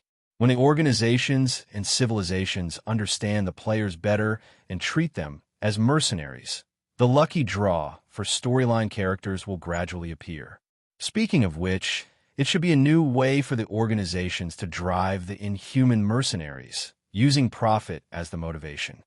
My image in the eyes of the players is probably planet protagonist, mechanic mentor, and merchant, handsome, important NPC with legendary characteristics, and so on. The acceptance of me doing the lucky draw is also higher among the players. Furthermore, it's the first lucky draw, so it should attract more attention. Han Xiao pondered. 3,000 per box was not cheap, but the players at this level had some spare cash, so buying 1 or 2 boxes would not hurt them. If they got a piece of purple equipment, they would be rich. There is not a single piece of purple equipment on the market, which meant that it was a seller's market. The rarer something was, the more expensive it would be. Their burning gazes immediately focused on a large truck full of boxes. All kinds of thoughts flashed in the eyes of the players. Then, they saw Han Xiao standing at the side, and all their thoughts were extinguished. It was better to spend money honestly and not seek death. Of the 10 boxes, 9 were trash, and 1 was purple. It was unknown whether J. Green Sky was lucky or the ratio was that high to begin with. The players started to buy enthusiastically, and the boxes were opened one after another. Some were happy, while others were sad. Other than trash, there were other things such as some useful materials, some green equipment, and some blue equipment. Overall, the drop rate was quite high, but there was not a second piece of purple equipment. Could it be that the purple equipment is only dropped after 10 consecutive draws? A player's face was red, and he could not control himself. It's hard to say. I feel that the drop rate is a bit weird, and it can't be explained by normal logic. First, we have to understand one thing. Is the opening of the boxes introduced by Black Phantom a part of the game's plot? Everyone knows that it is extremely realistic, and every character seems to have their own logic, almost like the real world. A character's actions definitely have their own reasons and motives. So, is this lucky draw a function of the game official, or is he really clearing the storage? A guy pushed his glasses up, and a wise light flashed through his lenses. But if he is clearing the storage, why didn't he just throw away the remaining items, but sell them to us instead? Wow, this guy is quite knowledgeable. Everyone was attracted by this guy's words, and they surrounded him. They looked up and saw that this guy's ID was King of Single Draw. The surrounding players' mouths twitched. No wonder he spoke so clearly. His ID showed that he was a veteran of the martial arts world. Someone asked, "That's interesting. How do we tell?" The storage of the heavy boxes was getting smaller and smaller. King of Single Draw's eyes flashed, and he walked past the crowd and asked loudly, "How many boxes are there left?" Han Xiao waved his hand and said, "A total of 786 boxes, and there are 530 left." The players were stunned, and there was an uproar. They thought that the boxes were unlimited, but they did not expect that it was limited. This time, some of the spectating players could not sit still anymore, and they waved their cash to join in the rush to buy the boxes. King of Single Draw changed his posture, one hand on his chest, one hand on his chin, and he looked like a detective in deep thought. He said with certainty, "That's right. Since it's limited, it can't be a function of the game official. Black Phantom is really clearing the storage, but he chose to seal the boxes and sell them instead of just throwing them away. And there is still precious purple equipment in the storage, so this can't be considered a waste disposal at all. So, the only reason is that this is not a waste disposal in the true sense. Black Phantom is actually secretly giving us benefits by doing this. That's right, us Inhumans helped him build the sanctuary. So this is a hidden reward to us." King of Single Draw's voice was not soft, and when the players in the square heard it, they immediately agreed. What he said was reasonable, and it was convincing.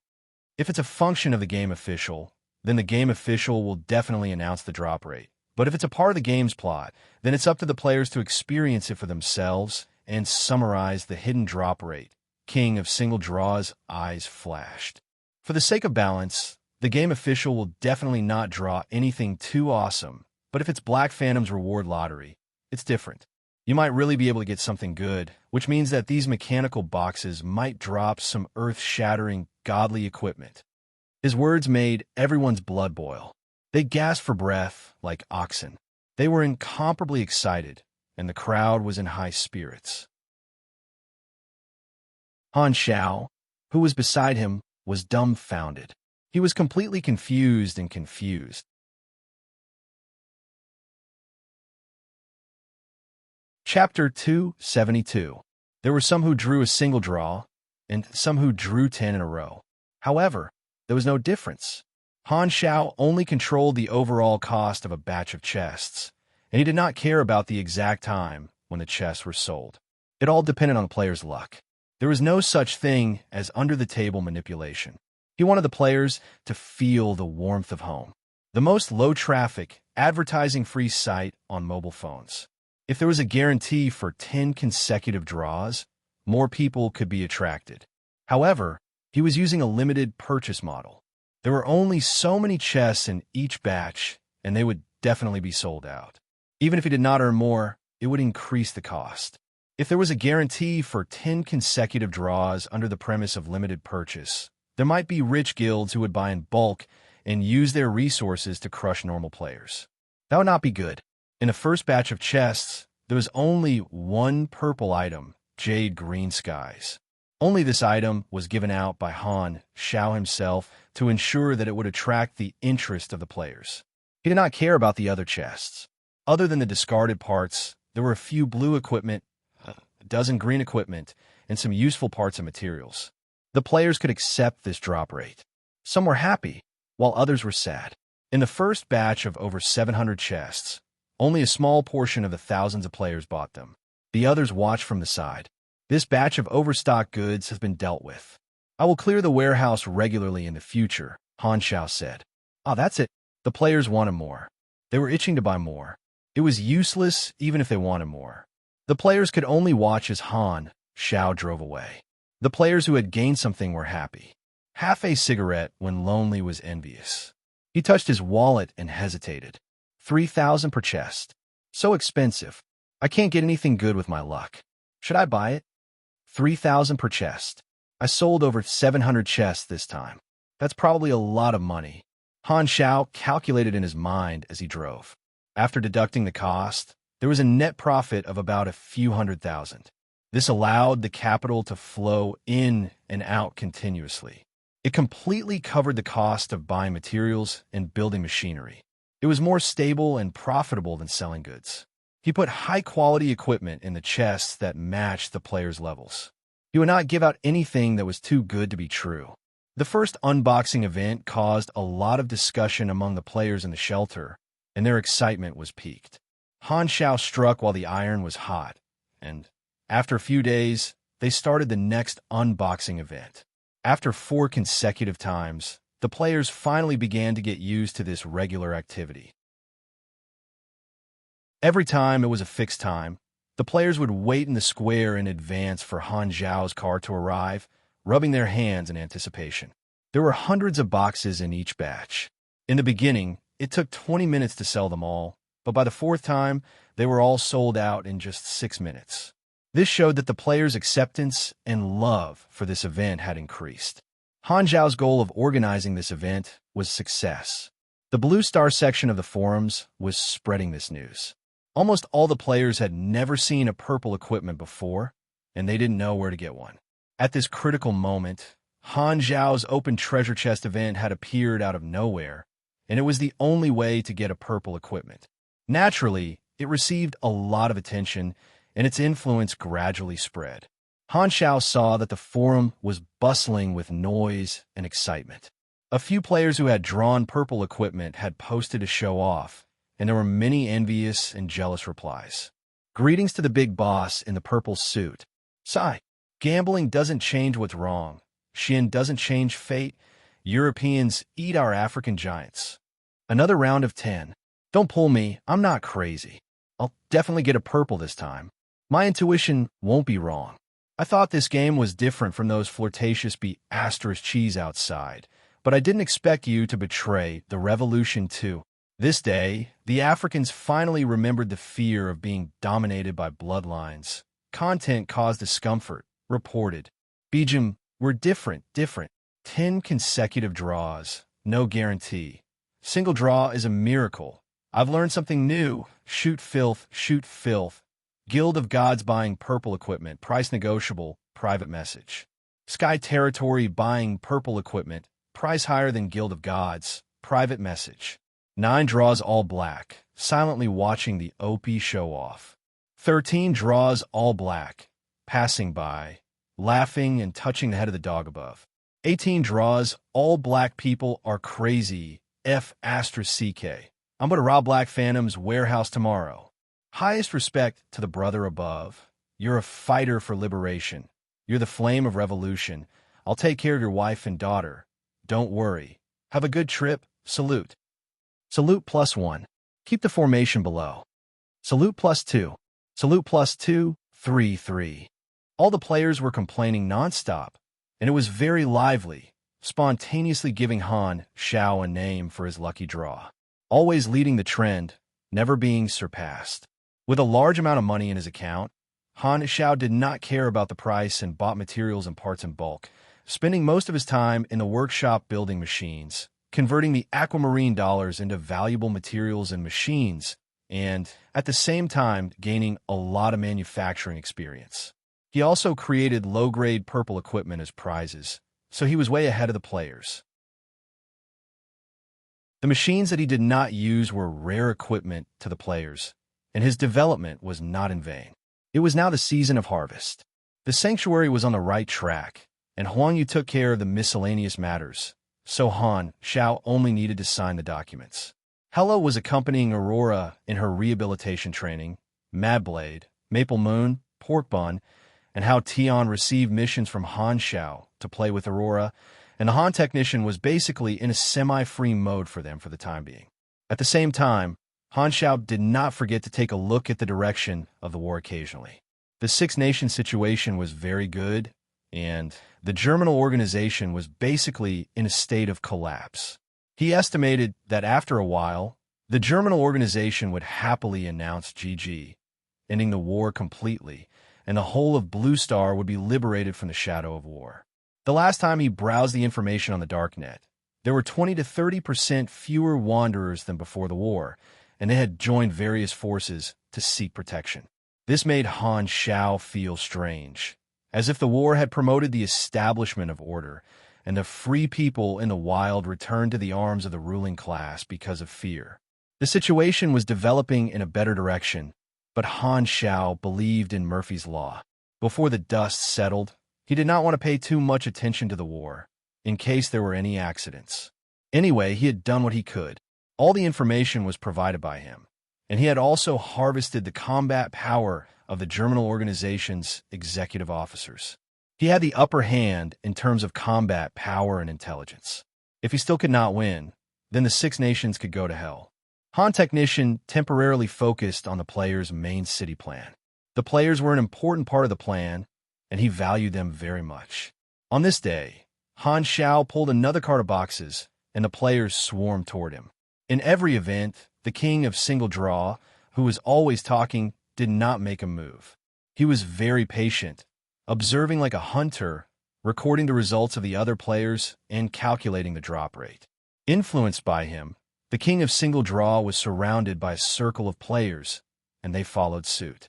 At this time, a confident voice exploded in the crowd. "Give me 100 boxes." Everyone was shocked. They looked toward the source of the voice and saw a player with the ID, "So pour all that has left money, walk out." So pour all that has left money. Is this a real tycoon? 100 boxes is equivalent to 300,000 aquamarine dollars. F*CK, that's a sky-high price. So he's a real tycoon. Let's be friends. That's a big deal. In the past, only the big guilds could do consecutive draws, and the highest number of consecutive draws was 15. 100 consecutive draws is too crazy. I've never seen it before. Han Shao raised his eyebrows. Such an arrogant ID was like a big leak walking in front of him.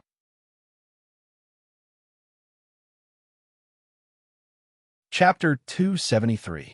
100 boxes were neatly stacked into a small hill.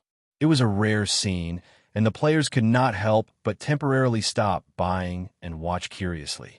So poor that only has money took a deep breath and quickly opened the boxes.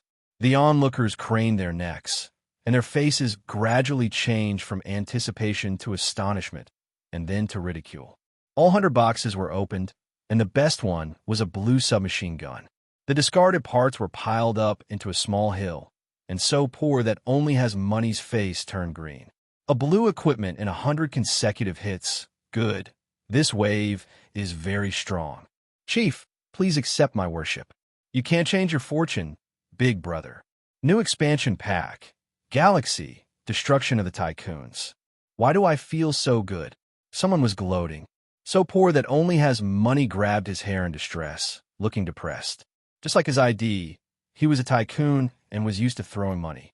This method was successful most of the time. With money, he could do whatever he wanted. Lottery events were his favorite. He did not care whether he earned or lost, but he liked the moment of pleasure when he got something good. However, he was defeated by Han Shao.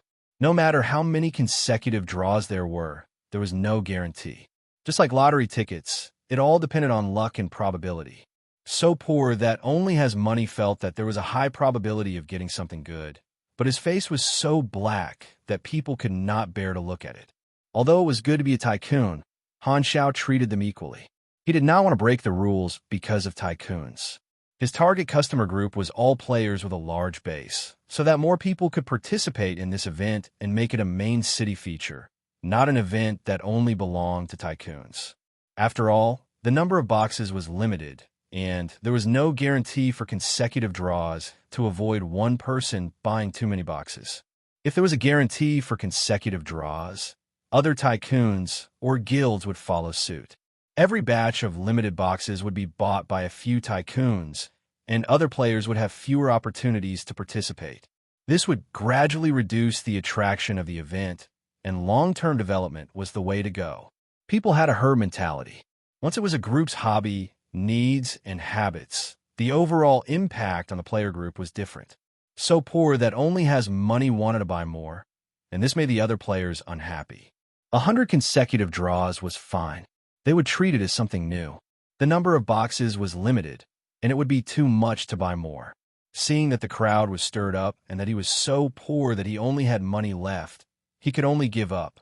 He awkwardly scratched his head and walked to the side.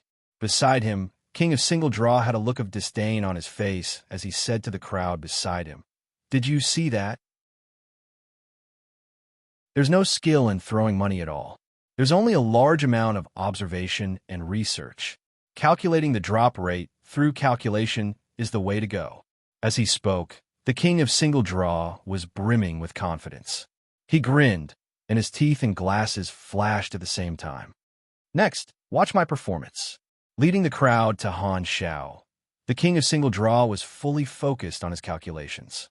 After the players had bought the boxes, he suddenly shouted, scaring the crowd. Then he squeezed to the front of the line and bought the next box. Based on my experience, there must be good stuff in this box."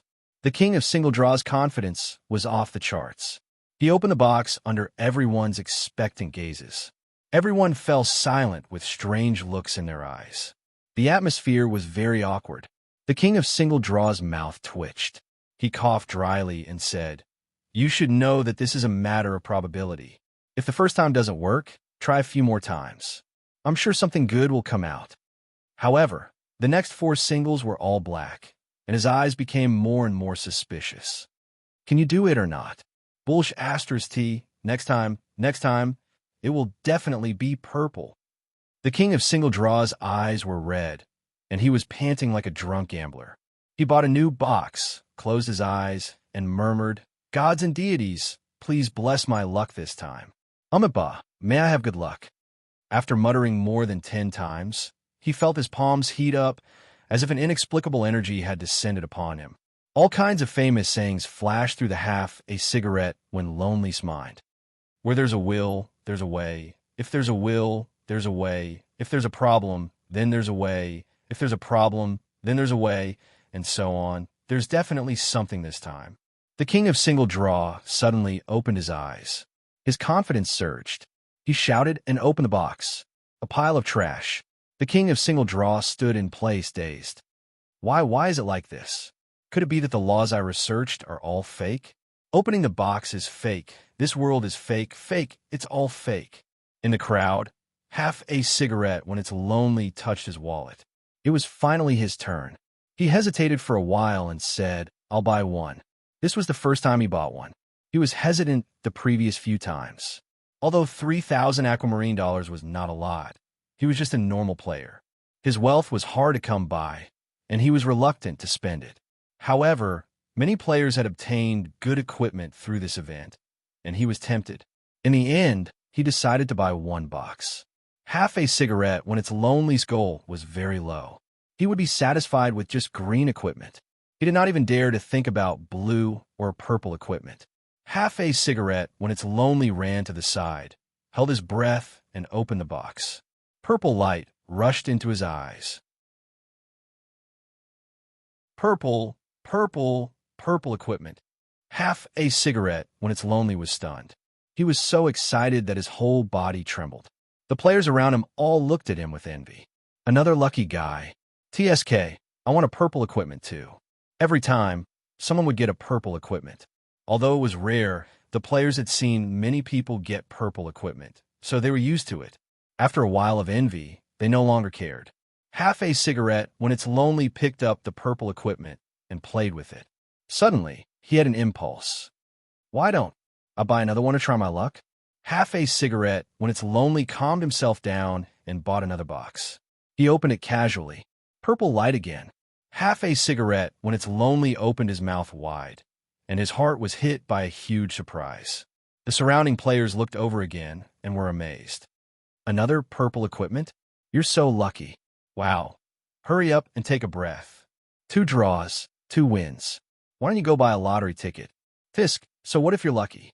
Every dog has its day. It'll be my turn next year. Brother, I'll allow you to show off, but don't go overboard. Some were envious, some were impressed, and some were jealous. So poor all that his money looked helpless. His 100 consecutive draws could not compare to 2 random draws. What kind of world was this? Where did the privilege of being a tycoon go? King of Single Draw gritted his teeth. He was on the verge of breaking down. He screamed in his heart, I must have let him take the hit. The purple equipment was originally mine. Why don't I buy another one? Half a cigarette when it's lonely touched his wallet. He had just over 3,000 left. He made up his mind and bought another one. He was like a gambler who had tasted the sweetness and fell into the abyss of gambling. Can I win this time? Half a cigarette when lonely suddenly felt a little regretful. He was already extremely lucky to have gotten it twice in a row. The chances of getting it 3 times in a row was too low. Moreover, there were only 3 purple equipment in each batch. If he had gotten it, wouldn't that mean that he had gotten all the purple equipment in the batch? He opened the box for the 3rd time with a nervous heart. The familiar purple light overflowed. Half a cigarette when it's lonely was stunned. All the surrounding players were stunned. Damn, he won all 3 single draws. What kind of luck is this? No, this can't be called luck. This is King luck. Everyone looked at the stunned half a cigarette when it's lonely in shock.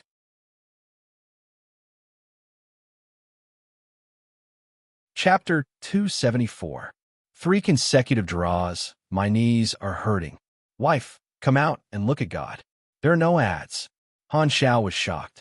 He had only put 3 purple equipment in this batch, and he did not do anything behind the scenes. However, all of them were picked by one person. This luck was unbelievable. He almost wanted to skin half a cigarette when lonely to see if it was Bennett hiding inside. Half a cigarette when lonely was in a daze. At this moment, so poor that only has money walked over with admiration. Do you have some kind of trick? Teach me, I can pay. So poor that only has money's eyes were shining. What trick? I'm just lucky. Half a cigarette when lonely quickly waved his hands. King of Single Draws blacked out. In front of luck, all metaphysics was bullsh *T. After selling the chests, Han Xiao left. Half a cigarette when lonely was immediately surrounded by players. Some believed that he had a special trick to open the chests, and some had bad intentions. However, the main city was a safe zone, so they did not dare to act rashly. Friend, are you selling purple equipment? The price is negotiable. Not selling. Half a cigarette when lonely subconsciously answered. He turned around and saw that it was a male player who spoke. When he saw the other party's ID, he suddenly took a deep breath. Guild leader, Morning Snow, Twilight Frost. The 4 biggest esport clubs in China were Temple of God, Long Sky, Dynasty, and Fried Eggplants with Fish. Ancient Dynasty was the official guild of Dynasty. Temple of God's Ligu was ranked 2nd in the official Chinese player rankings, and the 1st was Dynasty's signature. Ancient Dynasty followed the club's low-key style, and they were considered an exception among the top clubs. However, no one dared to look down on them. I see. Morning Snow, Twilight Frost scratched his chin and casually said, Do you want to join our guild? Half a cigarette when lonely was pleasantly surprised and quickly agreed. Morning Snow, Twilight Frost directly sent the guild invitation over. After half a cigarette when lonely agreed, a new guild title appeared on his interface. Half a cigarette when lonely felt that joining a top club so easily was unreal. He said that he hated guilds because he had applied to join some guilds but was always rejected. However, those small guilds were nothing compared to the Qinyu dynasty. Now that the guild leader of a major guild had personally invited him, half a cigarette and the loneliness felt his depression dissipate. His whole body was relaxed, and he felt as if he was floating on air. The guilds monopolize the resources, but this kind of lucky draw is a chance for normal players like us to make a comeback. This is the only way we can get high-level equipment with very little capital. Black Phantom's mechanical box is a blessing. Half a cigarette when lonely was secretly happy. The popularity continued to rise, and the Blue Star forums were discussing this enthusiastically. Players posted all kinds of posts, and some of them gave examples to calculate the drop rate of the chests. Below that, there were players who used the king of single draw as a negative example, lashing out at the king of single draw's scarred heart. Even so poor that all that was left with money did not escape this kind of treatment. His story of getting 100 blue equipment in a row was shared by the players gloatingly. Half a cigarette when Lonely's godly luck was mentioned. After a few more chests, half a cigarette when Lonely's luck was still as good as before. He got 2 more purple equipment, which attracted a lot of envy. With so many purple equipment in his hands, his combat power would definitely not be weak. Everyone also realized that he had joined the Chinyu Dynasty Guild, and they could only be envious. The other guilds all regretted that they did not make the first move. Han Xiao was tempted and wanted to pull half a cigarette when Lonely into the team, but he gave up after thinking about it. Luck was something that could be good, and bad at times was not reliable. Half a cigarette when Lonely's standard did not meet the recruitment criteria that he had set. Compared to illusory luck, Han Technician preferred real ability. Other than the posts on the forums, there were also people calculating all the items that had been dropped from the chests so far, such as mechanical equipment, useful materials, and parts. As a scientific introduction post, the large number of good items attracted even more players. Players from all continents were very envious of the chest's opening event in Sanctuary 3. More players from the southern continent came over because of the reputation. The players who were recruited by the expedition team could not wait to return. They thought that there would be many missions and opportunities in the war, but the situation changed completely. After Han Xiao stole the German organization's secrets, the German organization did not even put up a decent fight, so the players could not even do anything. The players from the Western continent and Northern continent hated that they were not born in the Southern continent. They wished that they could grow wings and fly to Sanctuary 3. Because of the war, cross-continental flights were temporarily closed, so they could only look but not touch. The players from Andrea were the unluckiest group of people. It felt like nothing good had happened to them ever since they had created their character. The chest's opening event was a huge success, so Han Xiao started a new event to strengthen his position. This time, the method was to release a type of prize pool mission on a regular basis as another regular event in the main city. The response was not bad, and the players saw more benefits. At the same time, it increased the variety of activities in the main city. Han Xiao took out some material and guided Pork Bun to make a new episode, introducing the experience and deeds of Han Xiao in more detail than the posts on the forums. This deepened his impression in the hearts of the players again, so the players had a deeper understanding of his deeds. It also indirectly promoted Sanctuary 3. Han Xiao valued the response of the players, so he paid attention to the forums in his free time. In the eyes of Hela and the others, he seemed to be in a daze. A new episode has been released, and the subtitle is actually The War of the Blue Star. The Galaxy Times rarely uses a single planet as the theme, but this time, it's focusing on the Blue Star. I don't remember there being such an episode in my previous life. Han Zhao's eyes sparkled, and he clicked on the video. Hello, players, the male host said. This is the Galaxy Times, dedicated to sharing first-hand game information and protecting your gaming career. Little Chun, I've been learning to play an instrument recently, the female host said. Really? What instrument are you learning, Chio Chio? Let me show you. Guess what I'm playing? The female host took out her guitar and played for a while. The melody was very familiar, and it seemed to be a famous song. After she finished playing, the female host asked, Little Chun, can you guess what I'm playing? You're playing the guitar. The opening joke of every episode was as cold as always. Han Xiao felt like his bladder was about to freeze. After this segment, they finally entered the main event.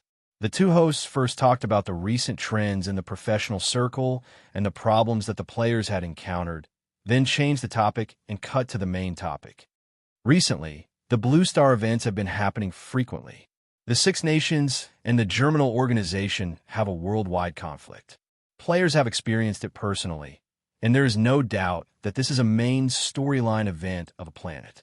Compared to other planets, the Blue Star main storyline broke out first, which is very typical. Therefore, in this episode, we will analyze the Blue Star main storyline war, summarize the characteristics of the main storyline event, and speculate about its future impact. Hearing this, Han Xiao finally understood why this episode appeared.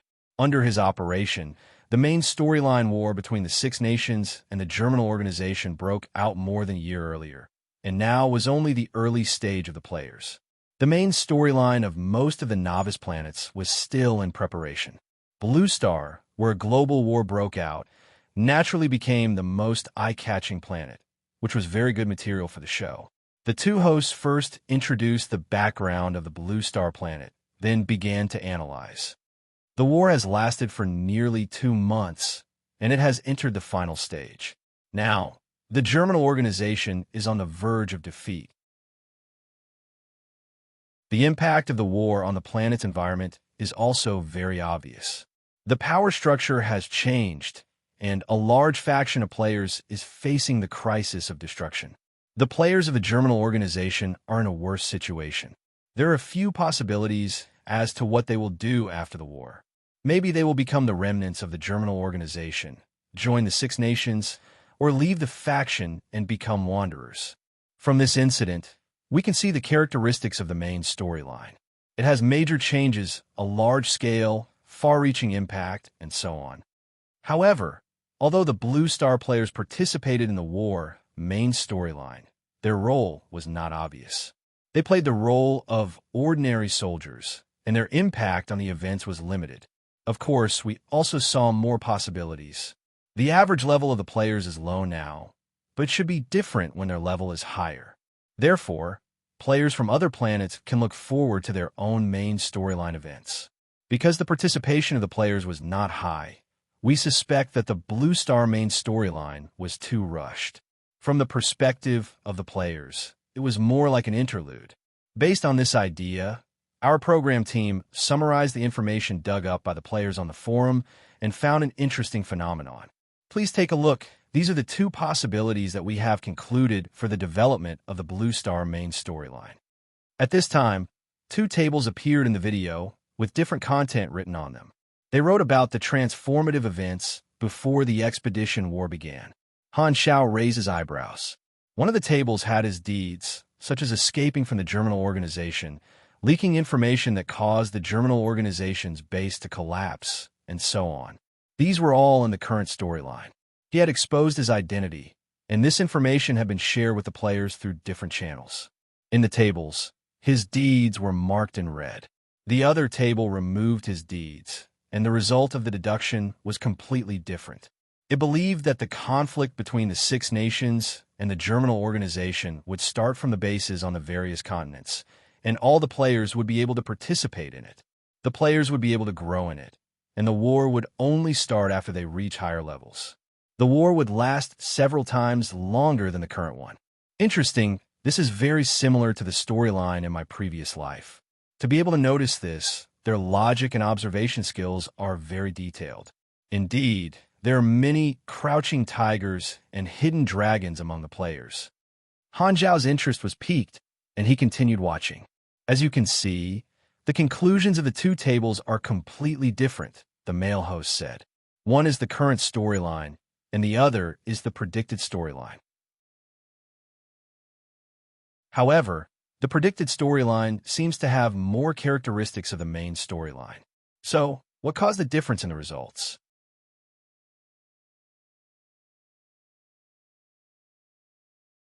Chapter 275. The 2 hosts analyzed the development of the main storyline in the 2 tables and focused on the theme of the show. They used Blue Star as an example to explain the characteristics of the main storyline to the players. There was also a discussion on the bullet screen. Players from other planets learned about the character Han Xiao from the show. Han Xiao raised his eyebrows. This was not the first time his name appeared. After all, he had been around for so long, so it was normal for people to report about him. It was not difficult to understand why the Galaxy Times had deduced another possibility for the main storyline. When he revealed his real identity, he also exposed his deeds. As long as the players tried to remove these deeds, it would not be difficult to logically deduce the original storyline. However, the number of players was huge, so it was hard to guarantee that no one would think of this.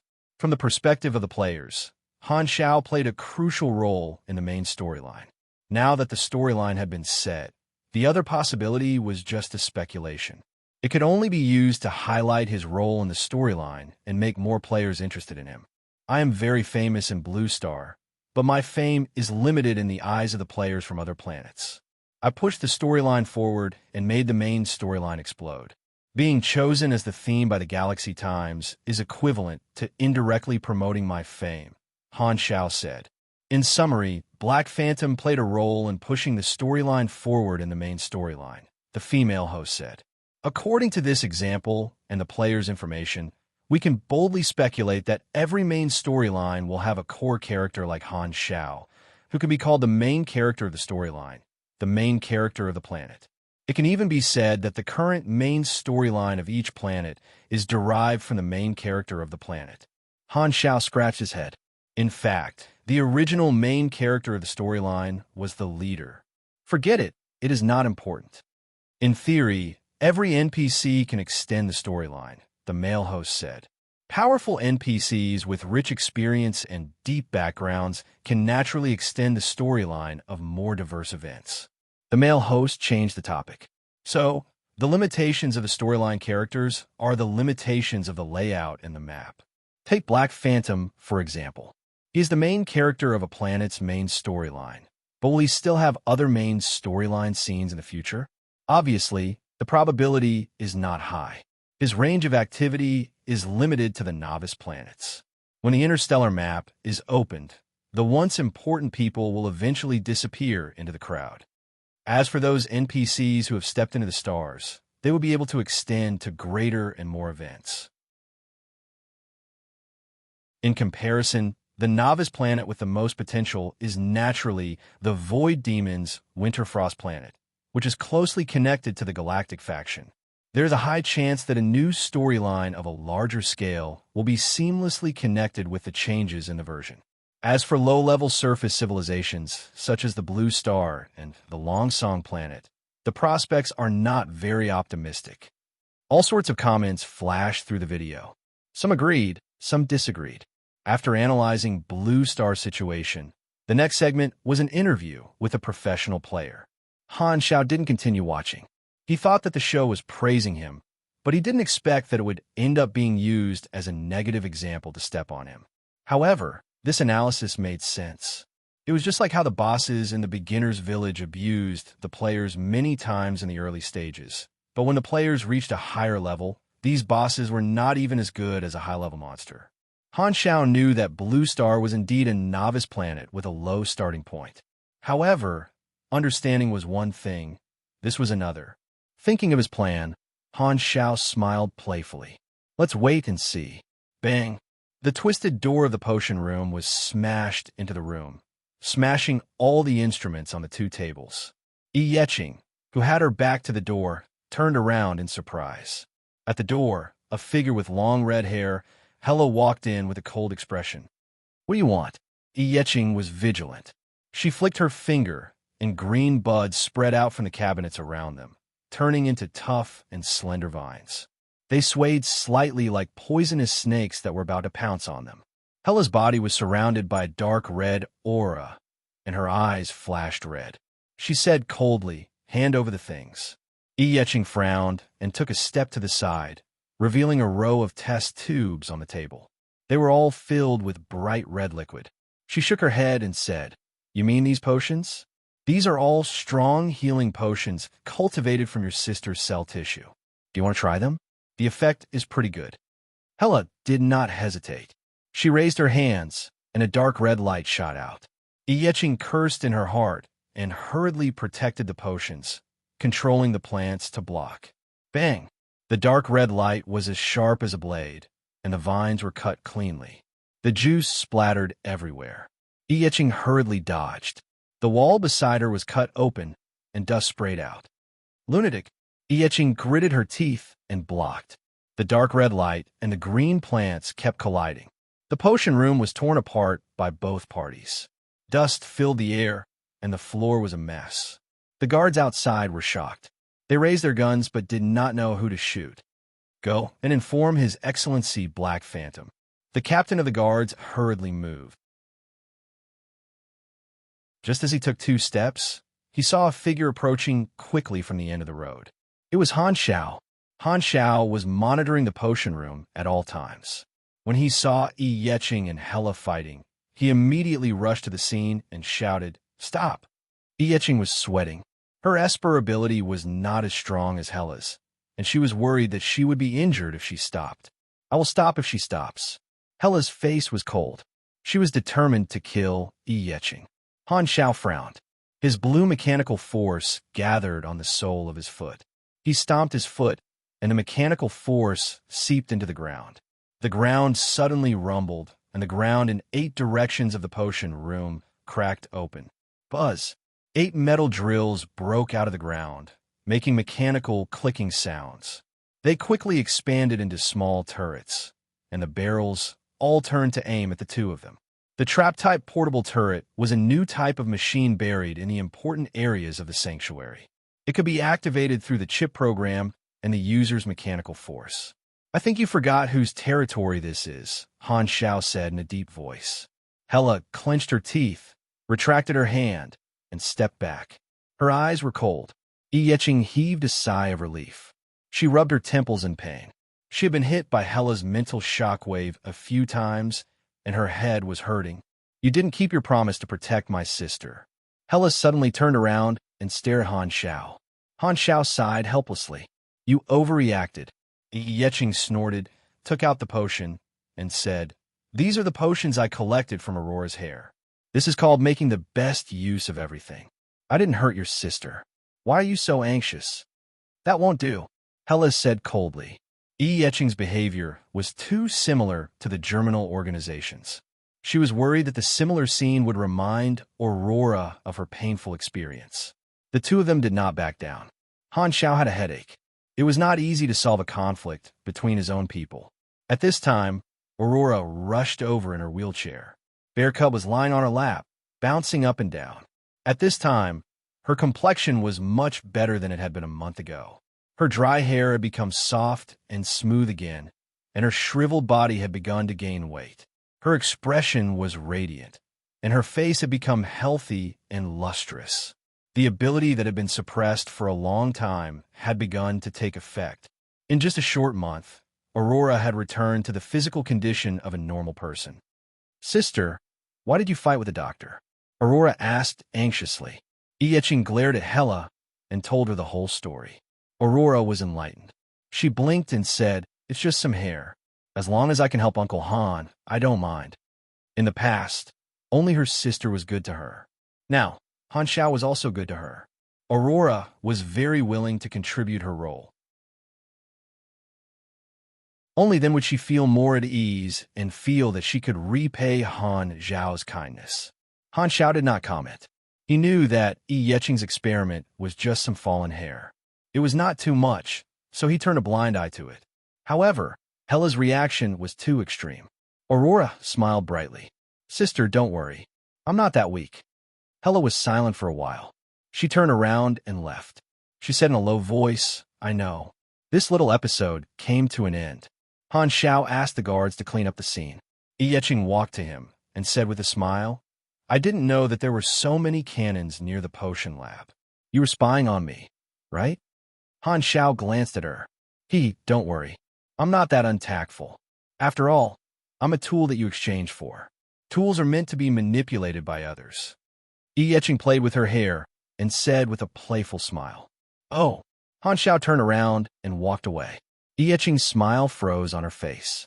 What kind of reaction was that? He was not angry or apologetic. He did not even threaten her. Was he that indifferent? The moon and stars were hanging low.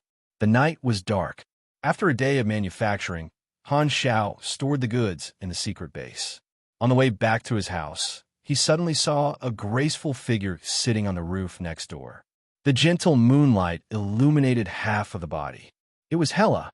She was holding her chin and looking at the moon. It seemed that she had been sitting there for a while. Han Xiao thought for a while and jumped up. Hela heard the sound, but did not turn around. She asked faintly, "What are you doing up here?" "I came to take a look. Why are you not sleeping at night?" Hella snorted and did not answer. Han Xiao also sat down. He shook his head and said, "Your reaction today is too extreme. You didn't seem to be so impulsive before." Hella frowned. "What does it have to do with you?" "Well said. What does it have to do with me?" Han Xiao touched his chin and murmured, "Why didn't you say this when I saved your sister?"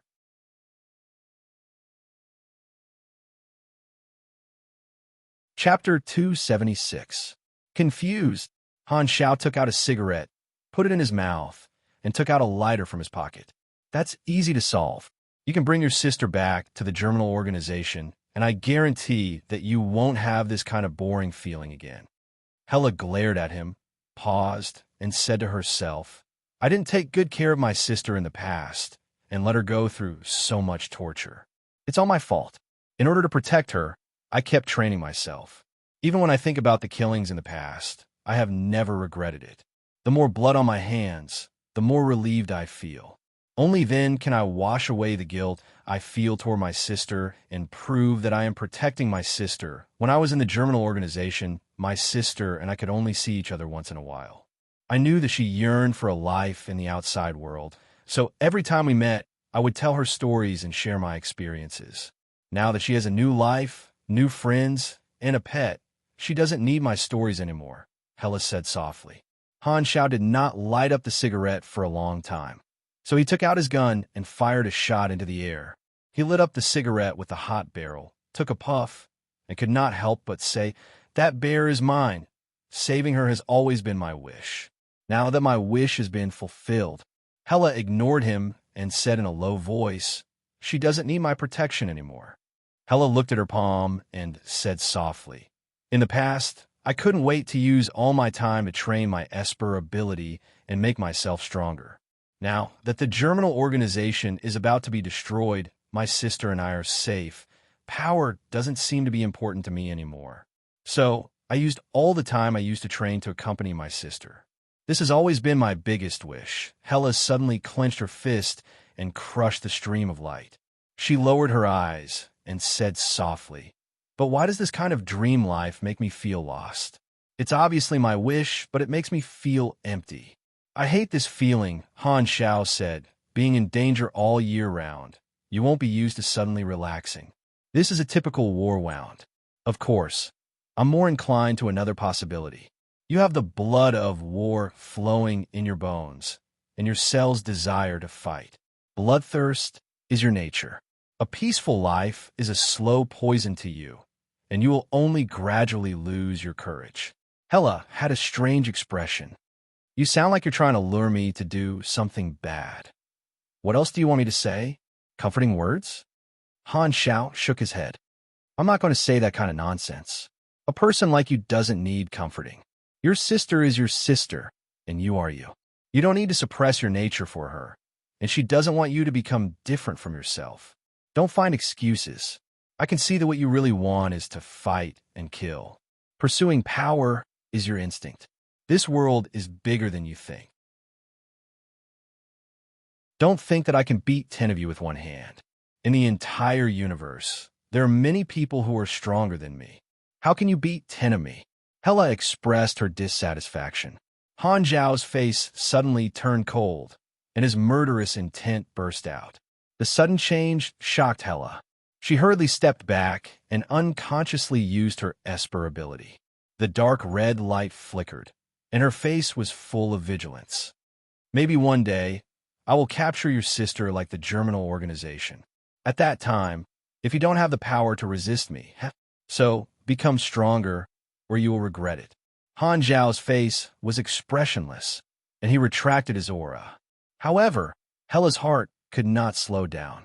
Just a moment ago, her intuition told her that Han Xiao was not joking like usual. He was very likely to be serious. It was as if the fangs under the disguise were exposed. In just a moment, Hella felt a chill down her spine. "If you need, I can make some sparring robots. Or you can learn from Yeching and find some inhumans to practice with. If there's nothing else, I'll leave first. I'm sleepy. I haven't finished this cigarette yet. I'll leave it here." Han Xiao jumped off the roof and walked back to his house. When Han Zhao's back disappeared from her sight, Hela retracted her gaze and let out a long sigh. Looking at the slowly burning cigarette on the roof, she hesitantly picked it up and took a deep breath. She slowly closed her eyes, exhaled the smoke, and savored the taste of the cigarette. After a while, she opened her eyes. The uncertainty and confusion disappeared, leaving only coldness and indifference. He's really a monster, Hela muttered to herself. Suddenly, she shook her head and laughed. Me too. Han Xiao built machines every day, trained Mad Blade and the other three, and harvested the experience of the players. The experience accumulated on the interface steadily increased. His life was rich, and time passed quickly. On Galaxy Calendar Year 688, December 7th, the Frontline finally sent back the latest changes in the war. The Germinal organization only had the territory around their headquarters left. All the other bases had been destroyed. Han Xiao received a notice that Bennett invited him to meet him at Sanctuary 1. The war will end with the destruction of the Germinal organization. The situation has been reshuffled. We, the Darknet, have to reconsider our position, Bennett said over the phone. After waiting for so long, the war was finally coming to an end. The Six Nations did not disappoint and successfully forced the Germinal organization into a dead end. Han Xiao arranged the affairs of Sanctuary 3 and left for Sanctuary 1. Half a day later, the helicopter landed on the helipad of Sanctuary 1. Bennett had been waiting for a long time. He smiled and said, "You're the first to arrive. That's not like you." Han Xiao heard that, turned around, walked back to the helicopter, and said, "Take off and come back when there's no more fuel." Bennett did not know whether to laugh or cry. He went forward and pulled Han Xiao off the helicopter. The board meeting will be held after the war officially ends. It should be in the next few days. How many days exactly? That's hard to say. The situation now is a bit complicated. Bennett lowered his voice. The situation is a bit tense. Han Zhao's eyes flashed. The two of them came to the meeting room. After closing the door, Han Xiao said in a deep voice, "Tell me in detail." Bennett took out the intelligence and explained, "The current situation is like this. The wings of the Germinal organization have been cut off. All the troops have retreated to the headquarters. The Six Nations have surrounded them, but they are very far away and have no intention of attacking the headquarters." Han Xiao pondered and said, "Since all the bases of the Germinal organization have been removed, the headquarters is the only target left. Wouldn't the Six Nations be done with a few hundred missiles?" Indeed, without all the sub-bases, the anti-missile capability of the Germinal organization's headquarters will not be able to cope with the continuous bombardment of the Six Nations. Even if their real headquarters is hidden underground, it will be bombed and collapse. However, the Six Nations did not do that. They just surrounded them and did not attack. The reason is complicated. Bennett took out another document and said, "Because of your intelligence, a large number of nuclear warheads of the Germinal organization have been removed. The remaining nuclear warheads have been transported to the headquarters.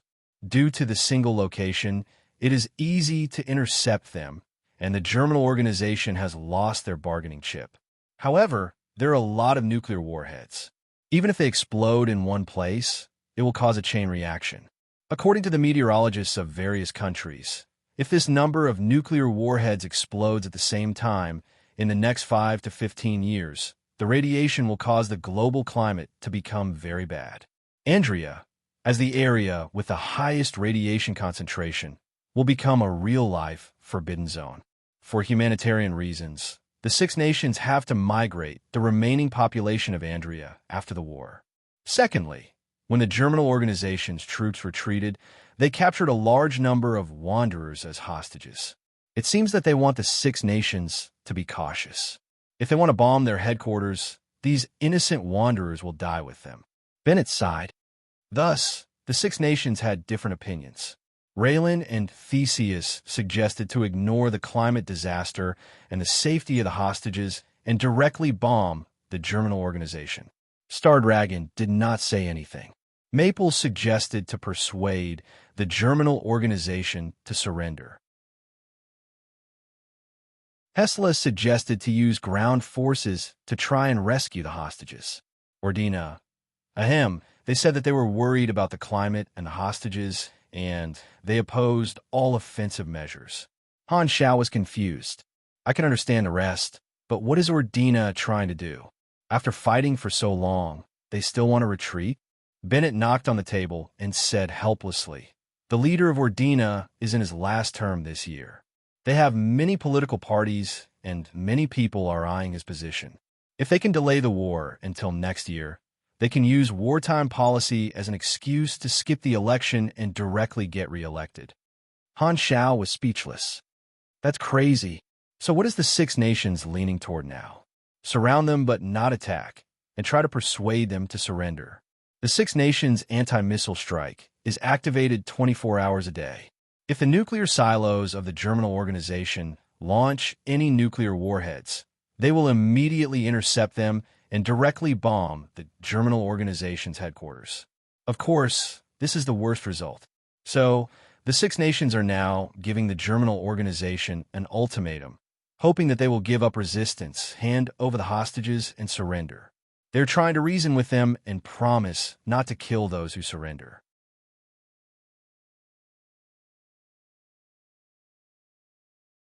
Chapter 277.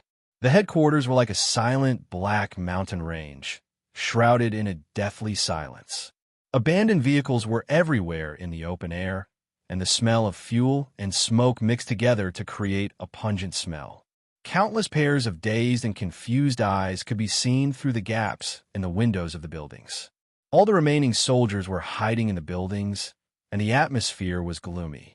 Although the encirclement troops of the Six Nations could not be seen at the end of the horizon, everyone knew that countless missiles had locked onto the headquarters and would hit them at any moment. They would turn into skyrocketing fireworks, burning and purifying everything. No one knew what their fate would be in the future. Everything depended on the final decision of the Germinal Organization. If they surrendered, there might still be a glimmer of hope. After all, not everyone was willing to die. In the central control room of the underground headquarters, the screen showed the current situation. The blue represented the Germinal Organization's headquarters, and the red represented the Six Nations headquarters. The rest of the continent was filled with red.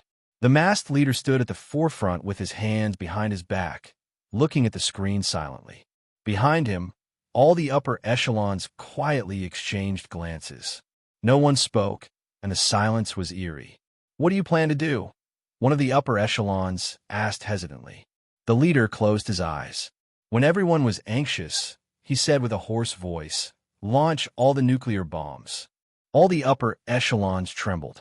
A bald upper echelon with high authority could not help but say, "The Six Nations have locked onto us. It is impossible to die together. This is suicide." "What? You want to beg for mercy from the Six Nations?" The leader's tone did not change. "Don't forget what the Germinal Organization was built for. There is no defeat, only death." The upper echelons were all people who hated the Six Nations, but not everyone could remain unmoved in the face of death. Moreover, in their opinion, death was completely futile. Even if the Six Nations' promise of sparing the lives of those who surrendered was not credible, having a sliver of hope was better than having no hope at all. "I disagree."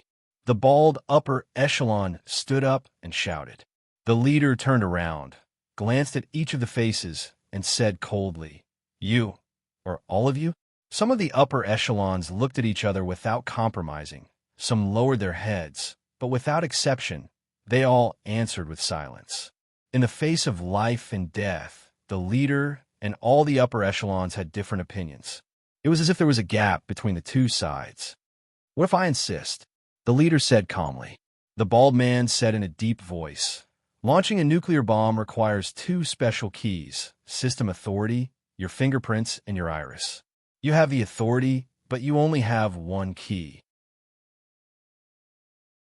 The other key is with the deputy commander. He is on our side." The leader glanced around. "Where is he?" "Of course not. I won't give you any chance." The leader shook his head. "It seems that you have already made your decision. Don't be impulsive. We still have a chance to make a comeback. Don't throw away your life for nothing. The bald man tried to persuade, but after saying a few words, he suddenly paused and widened his eyes in disbelief. As he spoke, the leader slowly took out 2 keys to launch the nuclear bomb from his pocket, including the key that should have belonged to the deputy commander. How did you? Oh my God, put it down. Why is the key with you? Where is the vice commander? The expressions of the upper echelons changed drastically as they started to speak incoherently. The leader gripped the key and remained silent. Hand over the key. We can't let you do whatever you want. The bald man tried his best to control the muscles on his face to not show any expression of anger or panic. His voice was trembling, and his other hand was secretly gesturing behind his back. The leader shook his head, looked at the people indifferently, and said, "My ergo, 5 days ago, you contacted Maple privately. Doramund, or Dina, and you made a small agreement." "No." Raylan agreed to provide you with protection. He named most of the people in the room in one breath. Looking at the shocked faces of the people, he slowly said, "Your ending after surrendering will naturally be different from the other Germinal soldiers. So, there is no need to be so righteous. Do what you want." The faces of the upper echelons changed, and the fear of being seen rose from the bottom of their hearts. Although the previous leader was frightening, they could still roughly guess. However, ever since the war started, the leader became more and more unfathomable. No one knew what he was thinking. To be precise, after Zero escaped from the encirclement, the leader changed. It was as if he had become an unfathomable deep pool. The battle was losing, but he was still as calm as water. It was as if even desperate situations could not arouse his anger. The door opened, and dozens of executive officers walked in. They silently surrounded the leader, and the upper echelons backed away. These executive officers were all their people. Since the start of the war, the Germinal organization's executive officers had suffered heavy casualties, and the upper echelons were consciously protecting their own people. In a large organization, everyone had their own secret plans and personal strength. The unity of the Germinal organization came from hatred, not loyalty to a specific person. No one said anything. The bald leader gave a look, and the executive officers were ready to move. All kinds of abilities and auras lit up. In the colorful light, the leader sighed. "I will send you to see the deputy commander." Far away from the headquarters was the joint base of the 6 nations. Countless armed forces were on standby, and fighter jets with missiles were hovering in the air. The roar of the engines cut across the sky, and the sound waves and vibrations swept across the sky. The tents on the ground and the armor plates of the vehicles shook slightly. The ground missile vehicles were ready to launch at any time. All the satellites and detection devices were constantly monitoring the missile silos and the situation in the air. Once a black object rose into the sky, they could intercept it immediately and let it explode in the air. They would also use their last resort to pour down all the missiles and burn the Germinal organization headquarters to ashes. In the war conference room, the representatives of the 6 nations gathered and waited anxiously. There are 7 hours, 32 minutes, 52 seconds until the ultimatum, and the Germinal organization has not responded yet. The Maple officer kept looking at the clock. "I think we should extend the ultimatum to let the Germinal organization reconsider and not act rashly," the representative of Ordina said. No one responded. The Raylan officer said with a cold face, "We have contacted 4 of the Germinal organization's upper echelons privately. They are trying to persuade the Germinal organization leader." The other countries nodded. They all did the same thing. In such a desperate situation, many of the Germinal organization's upper echelons were willing to make a deal in exchange for safety. The condition of the 6 nations was naturally for the Germinal organization to surrender, and the best result was to let the hostages live. It has been 1 hour and 20 minutes since the last call, and there is no new news. Continue to wait. We have time. The various officials discussed the current situation. They were in an invincible position, and the Germinal organization was given a choice. All they could do was wait. The Hesla officer pondered and said, "Who is the Germinal organization leader?" According to the Darknet, the Germinal Organization leader came from the destroyed Golan, and the predecessor of the Germinal Organization was Mimic. We have looked through all the files, but we still could not find the exact identity of the Germinal Organization leader.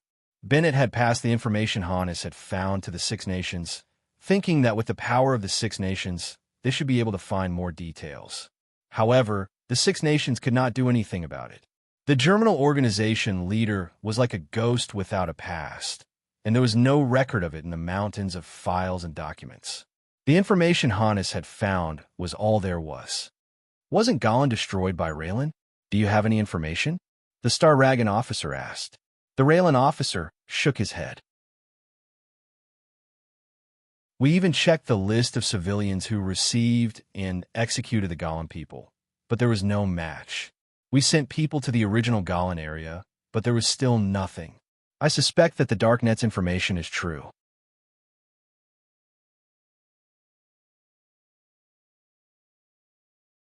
Chapter 278. Huff. His heavy breathing was like a broken bellows, mixed with the sticky feeling of blood and phlegm climbing up his throat. Pah! The mask stained with blood fell to the ground. Leaning against the corner of the table, one could see that the room was full of holes and scars of battle. Dozens of corpses were lying on the ground quietly, and the pool of blood was gradually expanding. In the entire central control room, only the leader was still standing. All the executive officers had died under his fist. The expressions of fear were still frozen on their faces, and they were no longer breathing.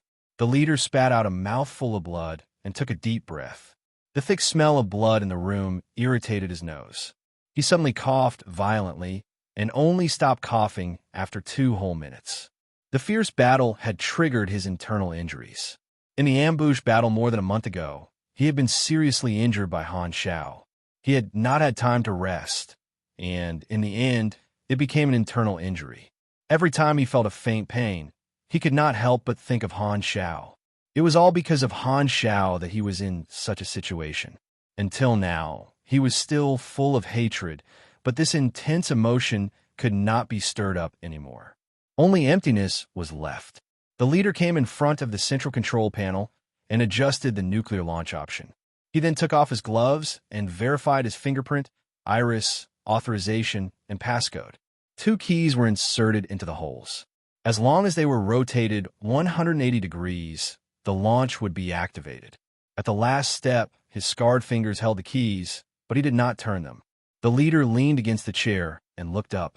His eyes were not focused, as if he was in a daze. No one knew what he was thinking. Beep, beep, beep. A small image appeared in the corner of the screen. It was a call request, and the caller was 0. The leader pressed accept without any expression. Han Zhao's face appeared on the screen. Seeing the corpses all over the floor, Han Shao raised his eyebrows. He had initiated the call to see the Germinal Organization's attitude and to see the leader for the last time. However, this scene made him understand the situation. He shook his head and said, "Looks like you have already made up your mind." The leader's eyes were filled with disappointment. "I didn't think that I would lose to you in the end. You ant one wrong step after another. Everything I had was destroyed by you. What do you want to do now? Do you want to confirm your achievements? I'm right here. You can look as you please.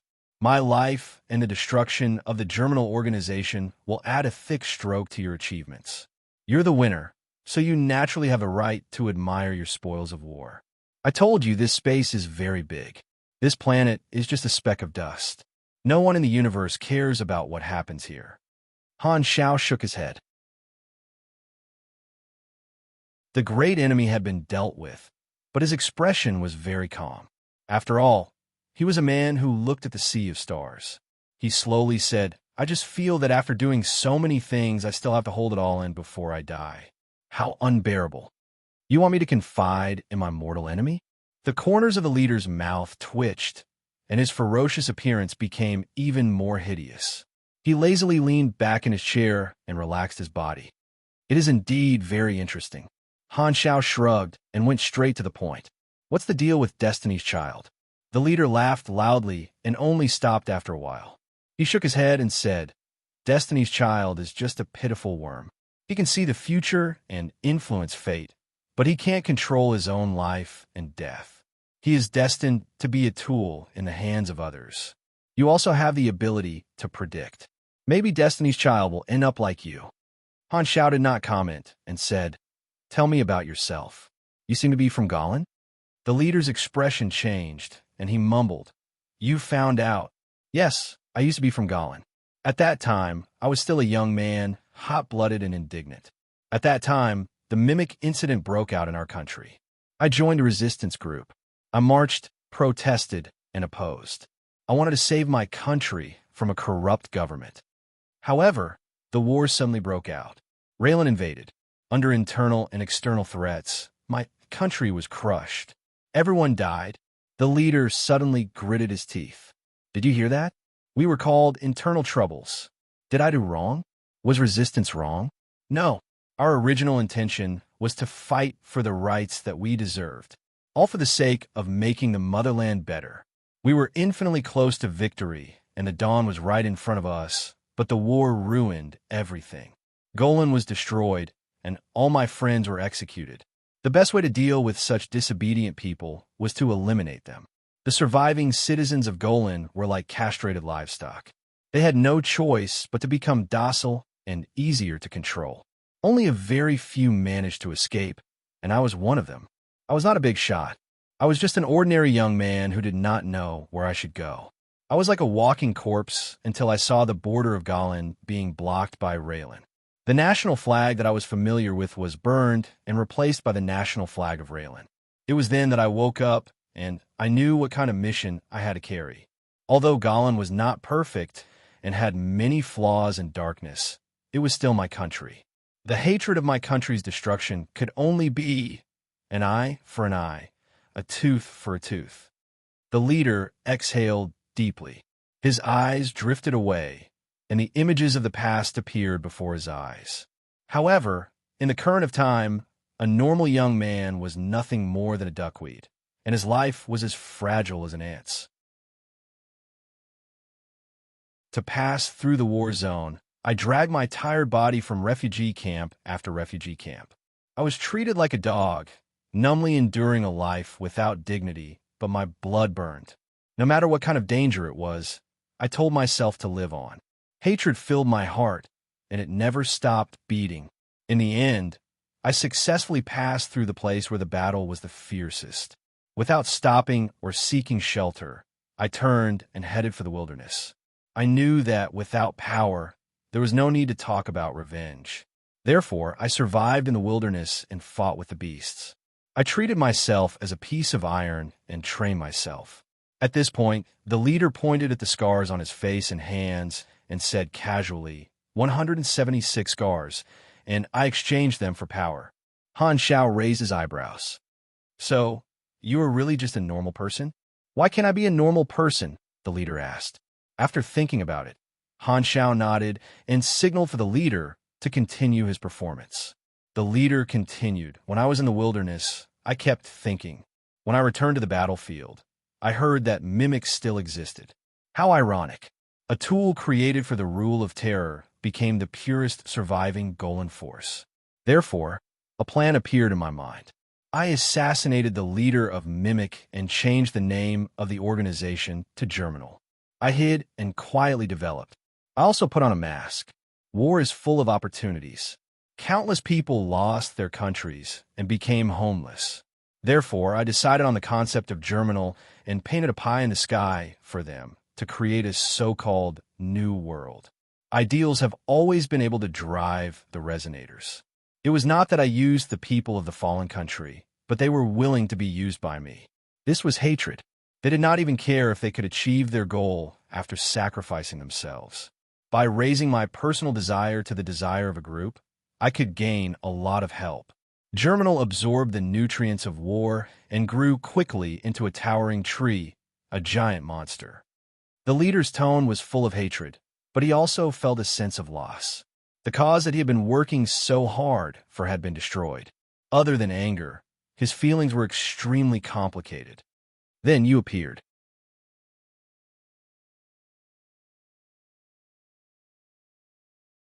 Chapter 279. Han Xiao said in a playful tone, "Compared to the pollution you have caused in the past and in the future, I think cutting down this tree is more environmentally friendly." In his previous life, no player had ever found out the origin of the leader. It was indeed difficult to find the true identity of a missing normal person in this chaotic era. After listening to the leader's story, Han Xiao had a clearer understanding of him. The leader was a staunch patriot. He was one of the few Galan people who had luckily escaped Raylan's invasion. In order to obtain the power to take revenge, he took the initiative to seek a breakthrough at the edge of life and death. He grew from an ordinary person to one of the top supers on the planet. Now that he had no other choice, he would rather die than live in dishonor. It could be seen that the hatred had been branded in his bones and was very strong. The experiences of the planet's protagonists are indeed very legendary. Every protagonist-type character has a story that can be dug deeper, Han Xiao thought to himself. When he was still very weak, the leader was like a mountain in front of him. Han Xiao had no choice but to operate carefully and become stronger. Finally, he had the strength to face the enemy head-on and destroy the Germinal Organization. The Germinal Organization was the main antagonist of Planet Aquamarine in version 1.0. Han Xiao had participated in this main storyline as a player in his previous life, but now that his identity had changed, he had played a huge role in it. The experience was completely different. Although Han Xiao appeared very calm, mainly to prevent joy from turning into sorrow, it did not mean that he did not enjoy the fruits of victory. He still felt a sense of accomplishment. The leader shook his head and said, "I didn't expect that an escaped test subject would become the biggest enemy. In fact, when you stole the secrets and broke through my ambush, I knew that the Germinal Organization would definitely lose. I don't have the habit of waiting for death, but there's nothing I can do. It's just a final struggle." Because he had a premonition, no matter how bad the situation was, the leader was not surprised. He watched the organization that he had built slide into the abyss step by step with his own eyes. There were mixed feelings in his calm. To me, defeat means death. The Six Nations want to see me surrender. They want to receive all the secret knowledge that the Germinal Organization has accumulated over the years. I will not let them get anything. Han Xiao raised his eyebrows. "Speaking of which, I heard that you've captured quite a number of hostages. If you detonate them, they're dead for sure. Furthermore, the nuclear explosion will affect the climate and worsen the natural environment of Blue Star. It's not good for the future of humanity. Are you sure you want to do this?" The leader fell silent. Only the sound of heavy breathing could be heard from the speakers. Han Xiao was not in a hurry. He stared at the screen calmly. After a while, the leader spoke in a deep voice. "You want to persuade me to surrender?" Han Xiao shrugged. "That's not my intention. You don't look like someone who would listen to advice, but the person opposite me wants me to do so." At this time, Han Technician was in the meeting room of Sanctuary 1, sitting on the sofa with a tablet in his hand. Bennett sat opposite him and listened to the whole process, constantly gesturing for Han Xiao to persuade the leader. Bennett did not want to see the result of both sides losing. Han Xiao felt that Bennett was being naughty. If the leader had originally planned to surrender, he might have changed his mind the moment he saw him. Fortunately, the leader had been firm from the beginning, or else he would have been a little scared. Wait a minute, this logic felt weird. Bennett was waving his hands in front of him. Han Xiao had no choice but to try. He did not want Bennett to spoil him like an old mother. "I'd rather drag everyone down with me." The leader's tone was cold. "I want the world to feel pain." Han Xiao opened his mouth, but a curse was stuck in his throat. "What the F***CK? Is that you?" The leader sneered. "I hate this world. Why do I have to think about it? Even if the Six Nations win, don't think they won't pay the price. The Six Nations are all executioners deep in their bones. They destroyed countless countries before they finally reached where they are today. They are standing on the ruins and singing praises to themselves. The winner is the king, and the loser is the bandit. Those blood debts will be buried by history, and no one will know or investigate. No one will seek justice for the old era. The surviving regimes have been free and unfettered for too long. It's time for them to pay back some interest." The leader did not care about what the world would become. He did not care about the flood after his death. He would rather betray the world than let the world betray him. Even a normal person would think this way, not to mention the leader. Han Xiao did not comment.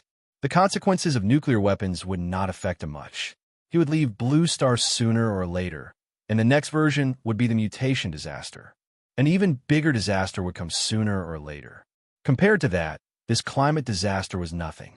In his previous life, the Germinal organization was at death's door, and there was a hidden danger of a comeback.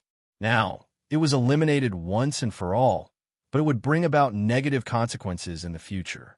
He did not know which result was better, but the latter would obviously allow him to complete the grade, a main storyline mission, Dust of the Fallen Seeds, in one step.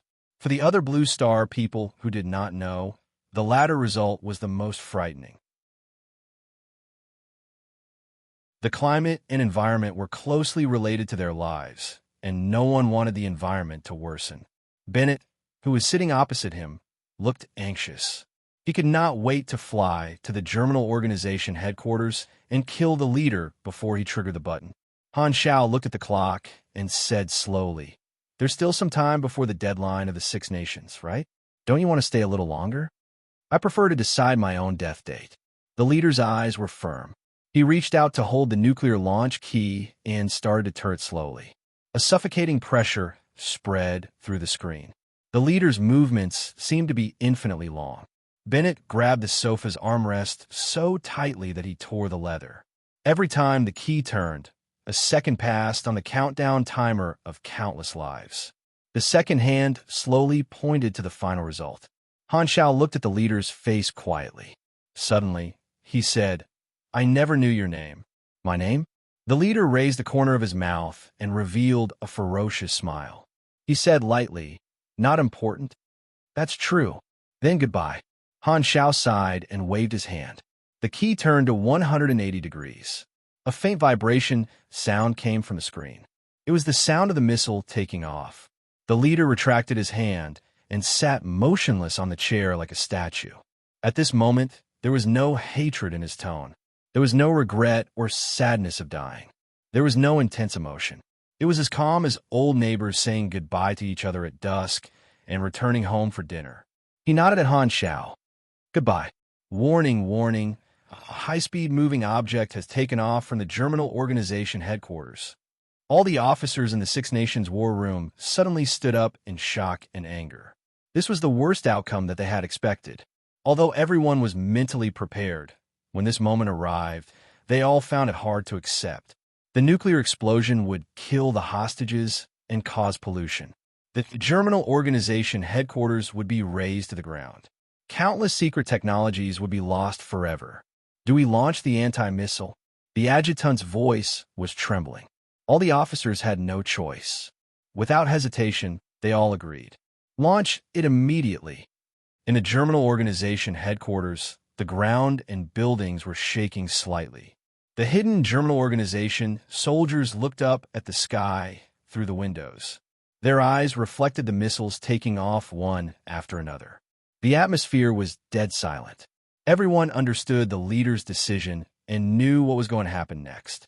Crying, despair, madness, convulsions, trembling, howling, roaring, numbness, all kinds of emotions before destruction. In the distant horizon, densely packed black objects were rapidly approaching. Some of them collided with the missiles midway, while others landed on the headquarters base group. Buzz. The first sound was a high-frequency explosion that could not be recognized by the human ear. Most of the people in the Six Nations base covered their ears as blood flowed out from their ears. A pillar of fire with a diameter of tens of kilometers soared into the sky. The base group instantly disintegrated in the fire. Dark smoke and dust spewed out from the dazzling fire, slowly condensing and rising, slowly turning into a dense black mushroom. It was an extremely spectacular sight. In the Six Nations base far away, there was no room for anything else in the eyes of the people looking at it. There was only a vast expanse of white. The strong light temporarily blinded most of them. Even the supers could not help but close their eyes. No one could maintain their natural state in this destructive aura. Everyone felt small, as if they had become sand that was about to be swept away by the wind. They could not control their own destiny, and their bodies began to tremble uncontrollably. Even further away, the end of the horizon could be seen. A spear-like fire pierced through the thick clouds that had been accumulating above the Germinal Organization headquarters all year long. The clouds became a hollow ring, and the sea of clouds dispersed. Then, the fire expanded a second time, and a yellow, circular blast wave mixed with dust burst out. Wherever it passed, the ground cracked, and countless buildings and metal pieces were mixed in the dust. Countless twisted iron pieces more than 10 meters in size were thrown more than 10 kilometers away by the explosion, as if they were lighter than a baseball, like feathers, and fell to the ground in the wilderness like rain. The shock wave finally swept across the camp, and an earth-shattering force surged over. It was like the breath of the wind god. The tents flew up like dandelion seeds, and the heavy vehicles were flipped over like rubber balls. Needless to say, the people were fine. Even if they broke bones, it was only a minor injury. The surrounding players were shocked and excited. They hurriedly recorded this scene, afraid that they would miss anything. Following the shockwave was a second explosion. The frequency could be captured by the human ear, and it was almost enough to break eardrums. Boom, boom. The sound was like the sky was falling. Deafening. The bass at the back gradually stabilized, and the troops quickly retreated far away. Only the fire that kept rising in the wilderness was left. The scene was like a punishment from the heavens. The rolling mushroom cloud was like the grin of the devil, constantly changing and twisting its shape. The leader, with his unfinished ideals and the organization that he had created, turned into a bright firework that lit up the world. The Germinal Organization had Type GG. The nuclear explosion that leveled the headquarters to the ground was the last sound of the Blue Star War. The highest level of the Six Nations held an emergency meeting. The enemy was gone, but the aftermath was not optimistic. According to the scale of the explosion, the Weather Bureau has constructed a calculation model. The first batch of radioactive dust will enter the atmospheric cycle in the next 3 to 6 hours. In the next month, the continent of Andrea will enter a nuclear winter state that will last for at least half a year. It is not suitable for any creatures to survive. A large number of plants and animals will die on the land, completely turning it into a land of death. The radiation will affect the coastal area of Andrea, which may cause the collapse of the marine food chain. Some marine creatures may also undergo unknown mutations. The high concentration of radiation and pollutants will enter the ocean cycle and spread to the entire world through rain. This process will take about 300 to 500 days to complete. Then, the global climate will start to worsen. Because of the large scale, the degree of deterioration will not be as severe as Andrea, but it will still cause serious damage to the atmosphere. It will affect the whole body and cause negative effects in all aspects. This effect will last for more than 10 years. During this period of time, it is estimated that the level of civilization will not improve, and it may even regress. The upper echelons of the Six Nations had serious expressions. This was not just a matter of one country, but a matter of the entire world and the entire race. An anti-war upper echelon slammed the table and said angrily, "Look, look, what did you do? Our troops suffered heavy losses, and we did not get any benefits after the victory. This even led to such an outcome. We should not have gone on an expedition. We should not have started a war. It would have been better to let the Germinal Organization hide in Andrea. They should have quit while they were ahead after destroying their base." When they decided to go on an expedition, some of the politicians were anti-war, because once the war started, resources and speaking rights would be tilted toward the military. Some of the upper echelons were naturally unhappy, but the minority obeyed the majority, and their voices were ignored. Now, they had a legitimate reason to jump out and speak righteously after the fact. At this point, let's not talk nonsense. It's better to end the pain quickly than to prolong the pain. The bitter consequences of the war had to be borne by the entire world, and it affected many innocent people. In order to get rid of this huge problem, many of the upper echelons asked themselves if it was really worth it. In the end, the answer was yes. At least in the eyes of the upper echelons. A huge enemy was more threatening than the so-called global meteorological disaster. Only by getting rid of this huge problem could they be at ease and not have to worry about it anymore. Only then could they have the conditions to develop steadily. The upper echelons of the various countries felt that everyone had to face the threat of the meteorological disaster and spend national resources to deal with it. They were still on the same starting line, which was fair to everyone. Fortunately, the result was not irreparable. If it was polluted, they could deal with it later. That was life. Should we block the news from the public? There are too many people who know about it. There's no need to. Let's announce it officially. The public will definitely protest and blame us for causing this result. It's not important. Anyway, the war is over. What we have to face now is the follow-up disaster. Let everyone know that we are in the same situation. We should put aside the past and not think about who is right and who is wrong. We should work together to get through this. Then, the upper echelons of the various countries discussed one suggestion after another. Bennett's face was pale. He paced back and forth in the room, muttering too much and crazy to himself. Han Xiao sat on the sofa with his legs crossed, looked at the blue sky outside the window, and shook his head. The leader pressed the final note and turned the headquarters into ashes. The Germinal organization could be said to be the first big boss that he had faced, and it was destroyed by his hands. One of the main storyline of Blue Star had been destroyed by him. Han Xiao kind of liked this feeling. No matter how legendary the leader's deeds were, he was still his enemy. Han Xiao was not soft-hearted toward his enemies. A win was a win, and there was no need for the winner to feel sorry for himself. You have received Planet Legendary Point. Germinal organization buried. Grade a main storyline mission. Fall of the Seeds completed. Grade. Unbelievable, you have received unbelievable grade mission reward. Calculating rewards.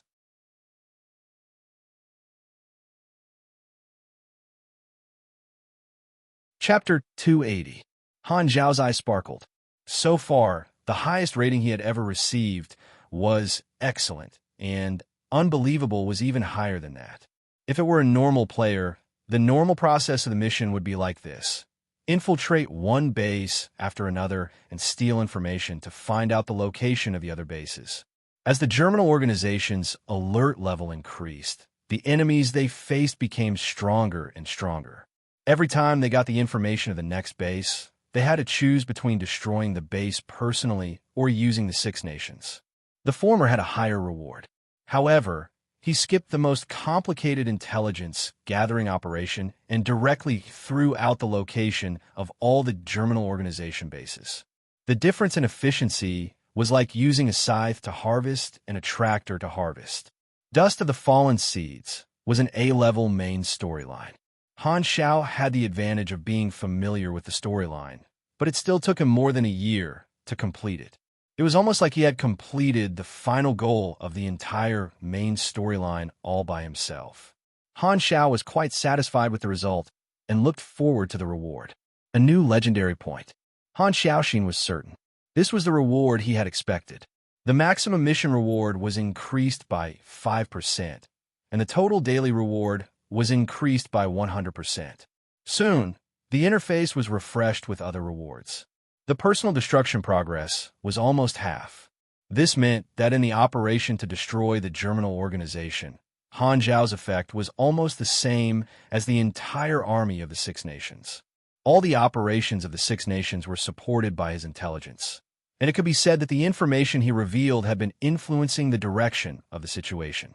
This was an open scheme, using the Six Nations' hostility toward the Germinal organization.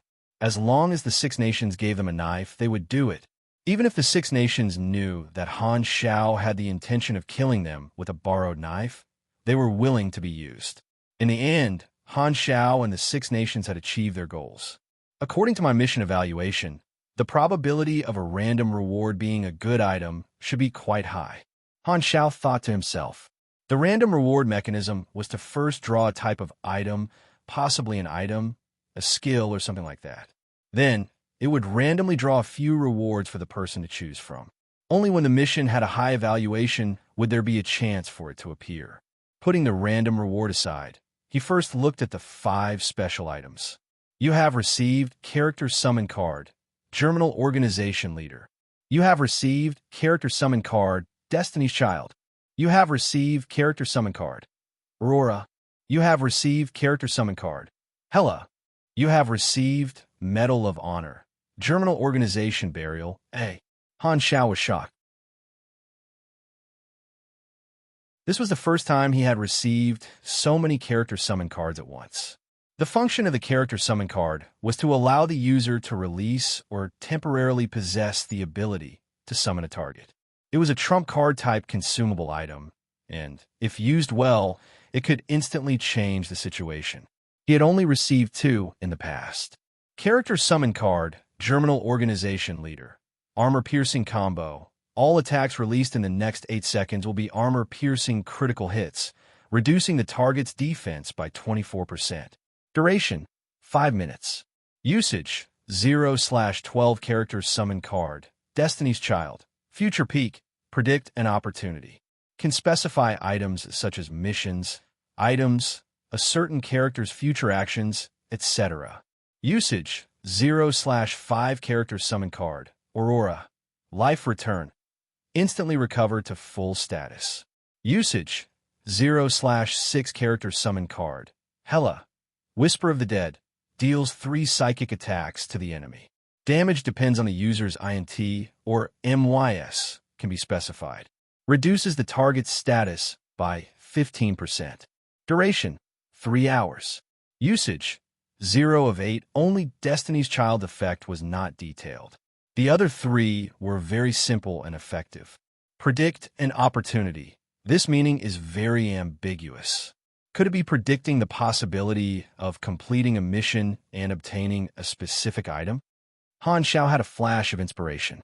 He had the idea of leaving Blue Star, but the methods that he thought of were not very reliable. This was a good opportunity to test out the effect of Destiny's Child.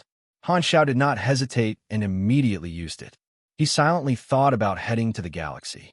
His vision suddenly blurred, as if it was filled with a dense fog.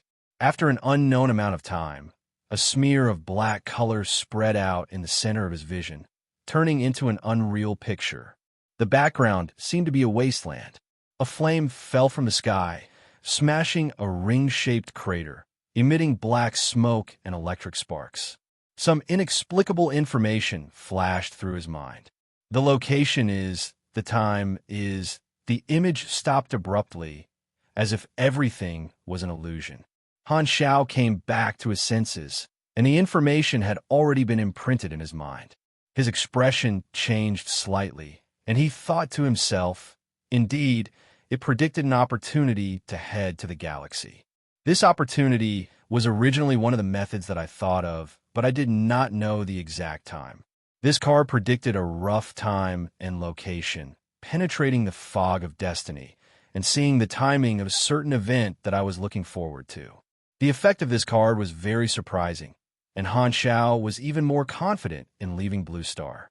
He looked at the last item, Medal of Honor, Germinal Organization's Burial. Completing a high-difficulty main storyline mission and obtaining a high rating would give this Medal of Honor. Its effect was an increase of all attributes by 3%.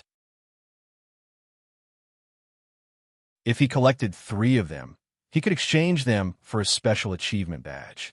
The effect of wearing it was an increase of all attributes by 12%. He had obtained it before and knew that the effect was impressive, so he immediately put it on. After calculating the special items, Han Xiao began to randomly give out rewards. Randomly drawing. Your reward type this time is item. Please choose one of the 3 items below. Race change card. Randomly change your race. Mission completion card. X3. Directly complete the mission and obtain the mission reward with the lowest rating. Esper potential enhancement fluid. Increase Esper potential. Good stuff. Han Xiao's eyes sparkled. Esper potential enhancement fluid was extremely rare, and espers were willing to go bankrupt to buy it because there were only two ways to increase one's esper potential. One was through rare experiments and potions in the game, and the other was the esper potential enhancement fluid. The other two were not suitable for him, so he chose the esper potential enhancement fluid and placed it on the interface. Esper potential enhancement fluid, be it sold to players or used by other characters, has a lot of potential value. I have to stock up on something like this first. It will definitely be useful in the future, Han Xiao thought to himself. The reward this time was very bountiful. Although it did not seem like much, it was because Han Xiao's standards were too high. If it were a player, 10 million experience was an astronomical figure. There were also potential points, attribute points, and the reward items were all very useful, and Han Xiao was quite satisfied. The most valuable thing was the pile of items. Dungeon spawning. 6 nations and germinal organization. What is this? Please select the main storyline to form the dungeon crystal. It can form the dungeon crystal. Han Xiao's expression changed drastically, and he was pleasantly surprised. After trying it for a while, he familiarized himself with the function. Simply put, it could turn many of his actions in the germinal organization's main storyline into dungeons and generate dungeon crystals as rewards for missions. The benefits were self-evident, and it increased the variety of rewards he could give. Han Xiao speculated that the reason for this new function should be because he could complete the main storyline with high difficulty with a high rating, which was equivalent to doing legendary deeds, and he could turn those deeds into dungeons. Some NPC missions might give him dungeon crystals. Dion, whom he had met before, had given him a dungeon crystal as a reward. Now, he had the same ability, and because of the existence of the interface, he could control the generation of dungeon crystals. He familiarized himself with it and realized that dungeon crystals could only be used as mission rewards and could not be directly turned into items to be sold in the shop. This was in line with the way players obtain dungeon crystals. Compared to the other rewards, this function was the biggest gain. It strengthened his function as an NPC and made him more attractive to players. Han Xiao was pleasantly surprised. Only legendary experiences can create dungeons. In other words, it can greatly change the main storyline of a planet or a larger area. The NPC template might have more functions, but I haven't triggered them yet. Since the NPC template had this ability, it meant that the benefits of participating in the main storyline had increased. If he could have the right to create dungeons for many major events, the players would be unbelievably loyal to him.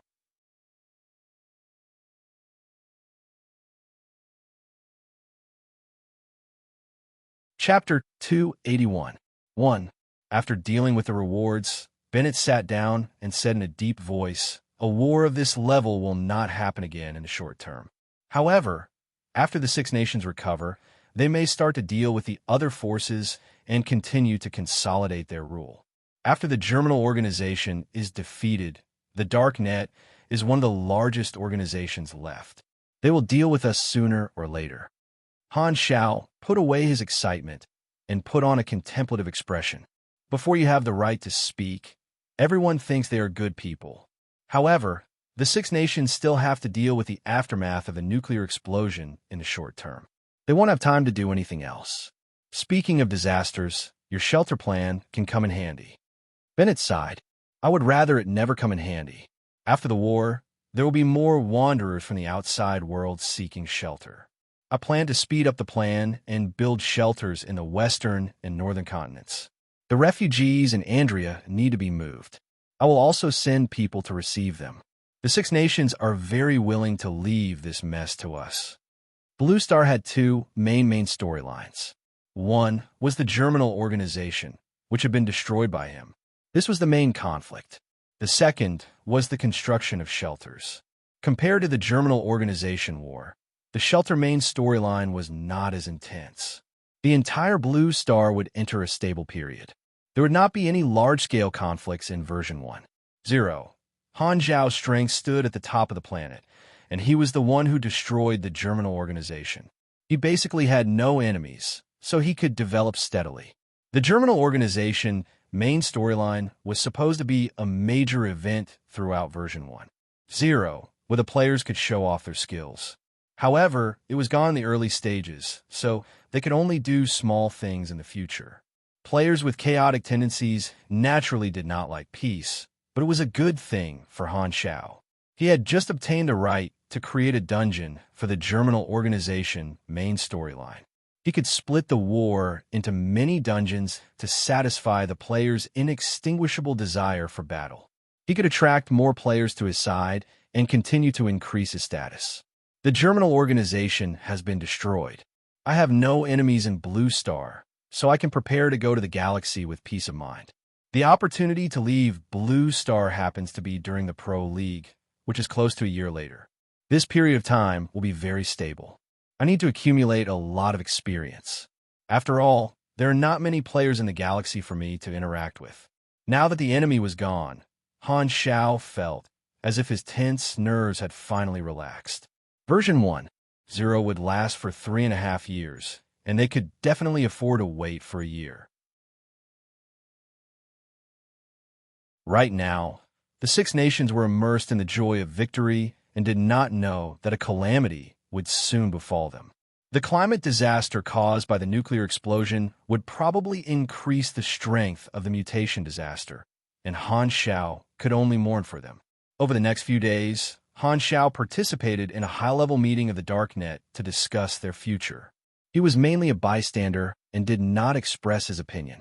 However, none of the upper echelons present dared to ignore him. As the current most powerful person in the Darknet and the biggest culprit behind the destruction of the Germinal Organization, Han Xiao's fame and status had broken through the sky. The intelligence agencies of the Six Nations had taken the initiative to commend him. With this achievement, Han Xiao would be respected everywhere. If he returned to Star Dragon now, he would also receive the same treatment.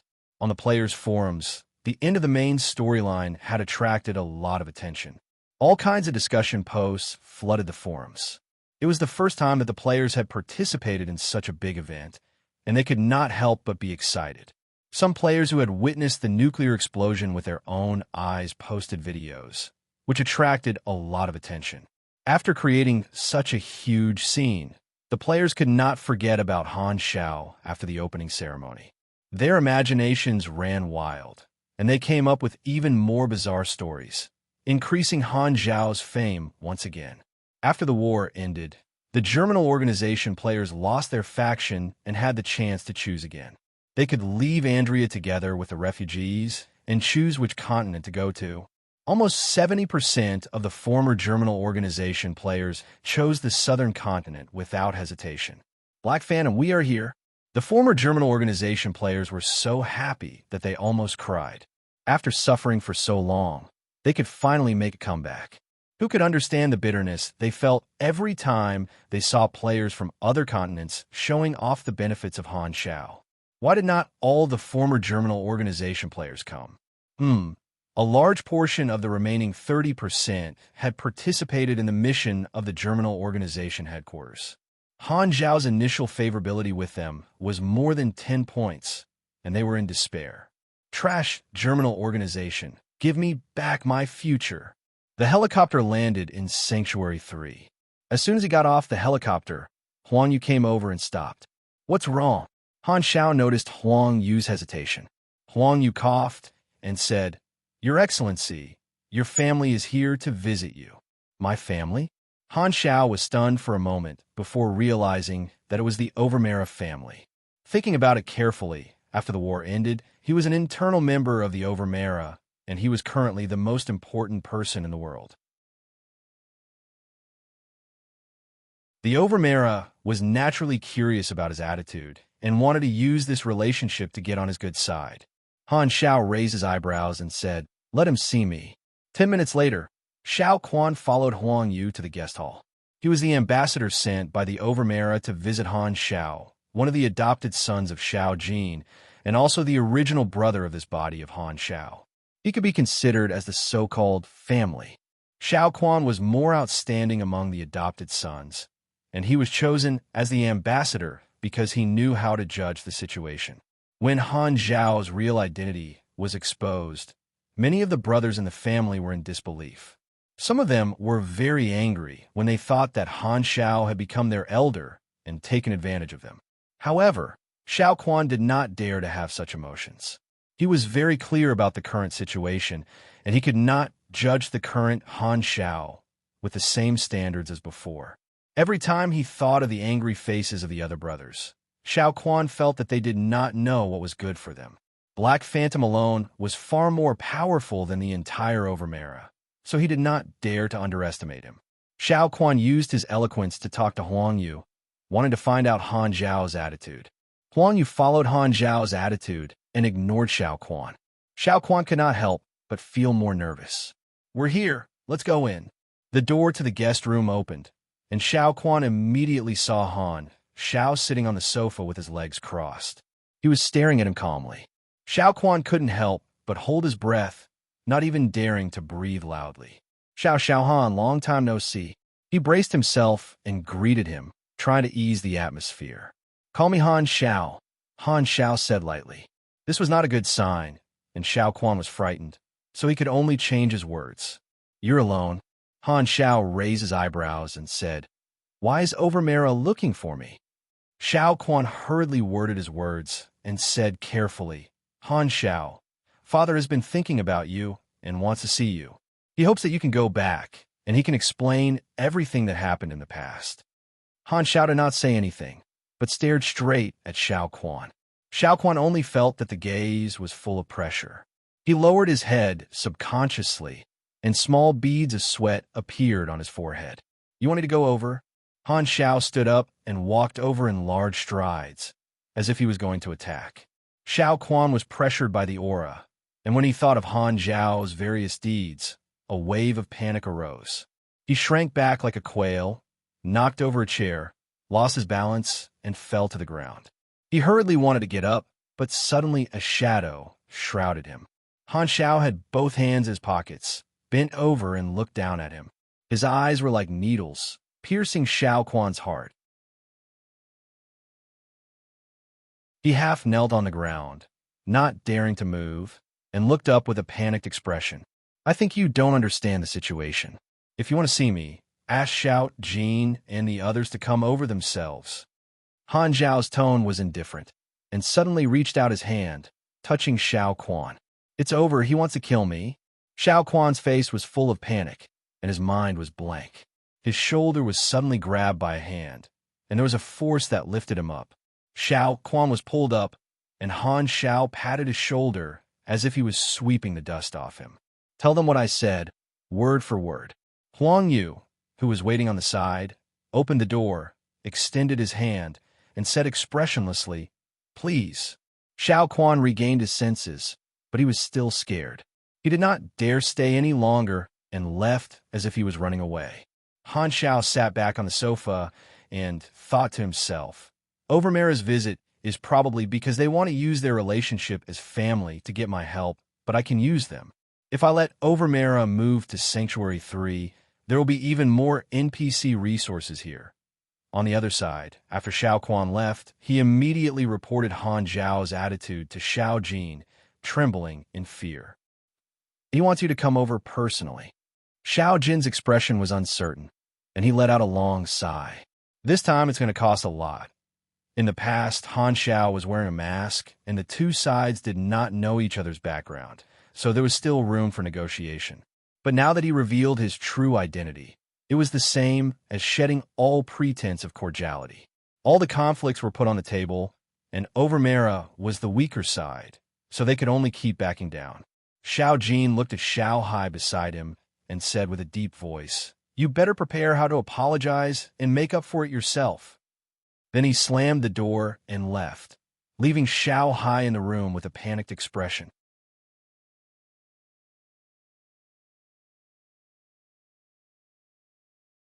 Chapter 282. 1. After sending away the Overmera messenger, Han Xiao went to find Mad Blade and the others to experiment with the dungeon creation function. Personal test subjects were indeed useful. When he came to the next room, the four of them were not at home. Han Xiao scratched his head, took out his tablet, and opened all the hidden surveillance cameras in the sanctuary. The system filtered the faces and quickly locked onto the location of the 4 people.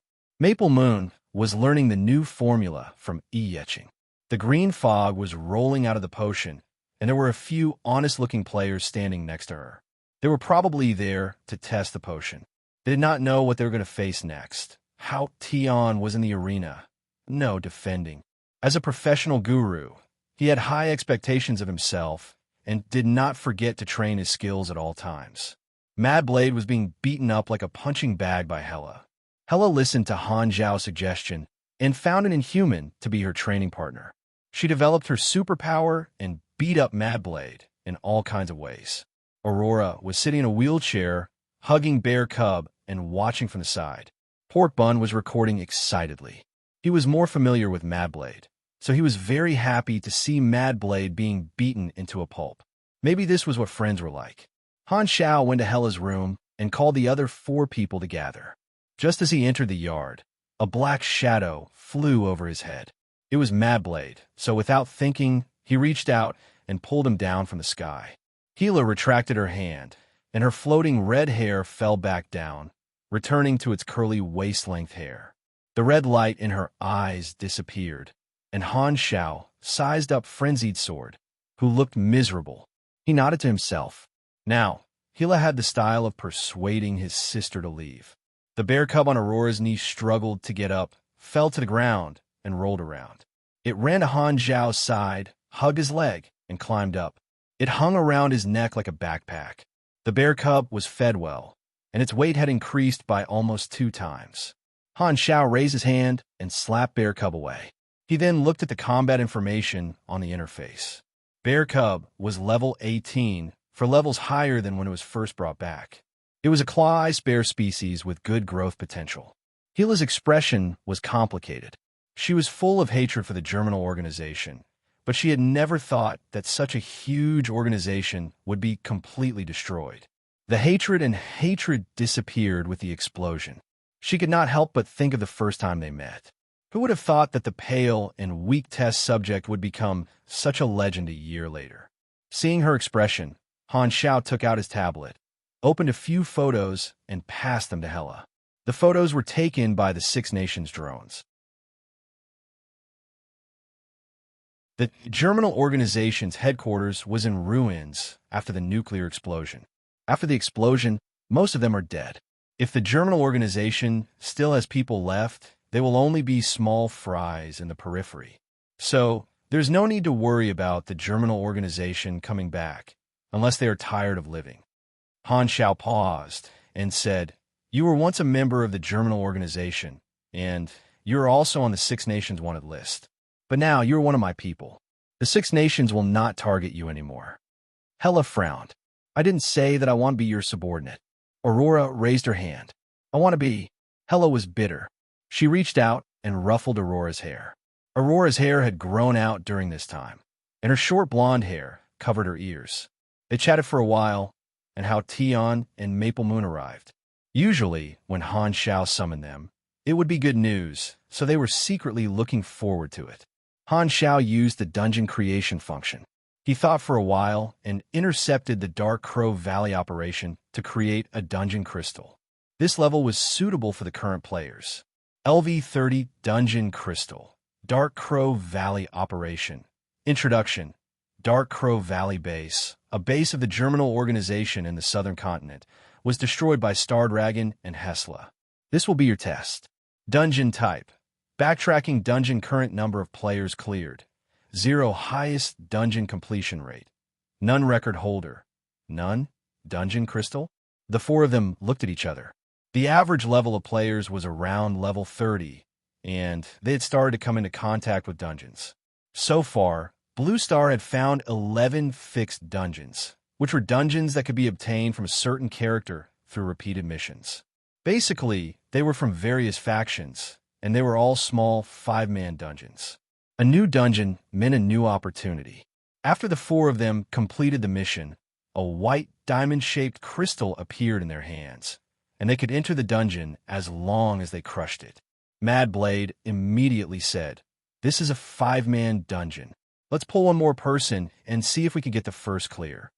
Because of Han Xiao, the four of them often played together, and they were all familiar with each other. How Tian nodded. Okay, I'll pull Yellow Sky shall stand from sky territory over. No one had any objections. The four of them went to the square and waited for a while. Yellow Sky shall stand ran over with a happy face.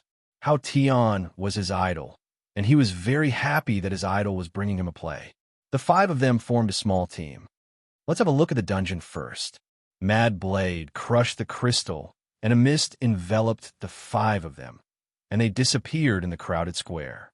The five of them were dazzled, and their surroundings turned into a dense forest. It was night, and they could not see their own fingers. The backtracking dungeon allowed players to participate in the past events. A notification appeared on the interface. You're the soldiers of the Dark Crow Valley base. Hesla and Stardragon are about to invade. Your mission is to protect the Dark Crow Valley base as much as possible. Countdown to dungeon preparation. 10 minutes dungeon objective. Survive until the end of the mission.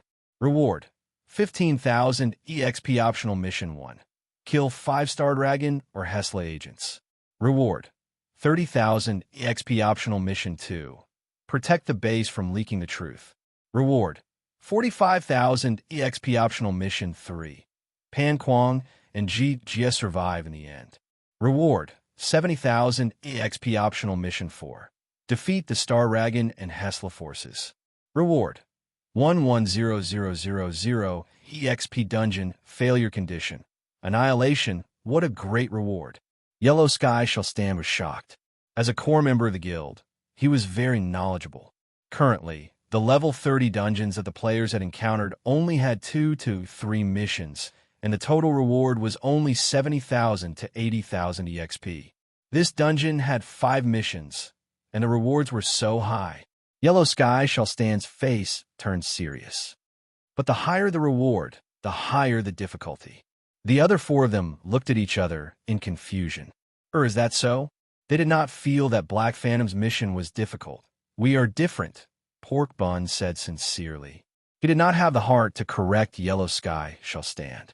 Mad Blade looked at the notification and said in surprise, the dungeon will start in 10 minutes, but we can move freely now. What does this mean? This was the first time that they had encountered a dungeon with a countdown, and they were confused. In fact, only dungeons with higher difficulty would have a countdown, and the entry point would be a period of time before the event to allow the players to prepare. It was the same this time. The dungeon started when the Hesla agents were about to steal the information, and the players had a chance to stop them. If they changed the starting plot, the entire dungeon would be lowered from hell difficulty to hard. However, the interface did not mention this, and the players had to figure it out themselves.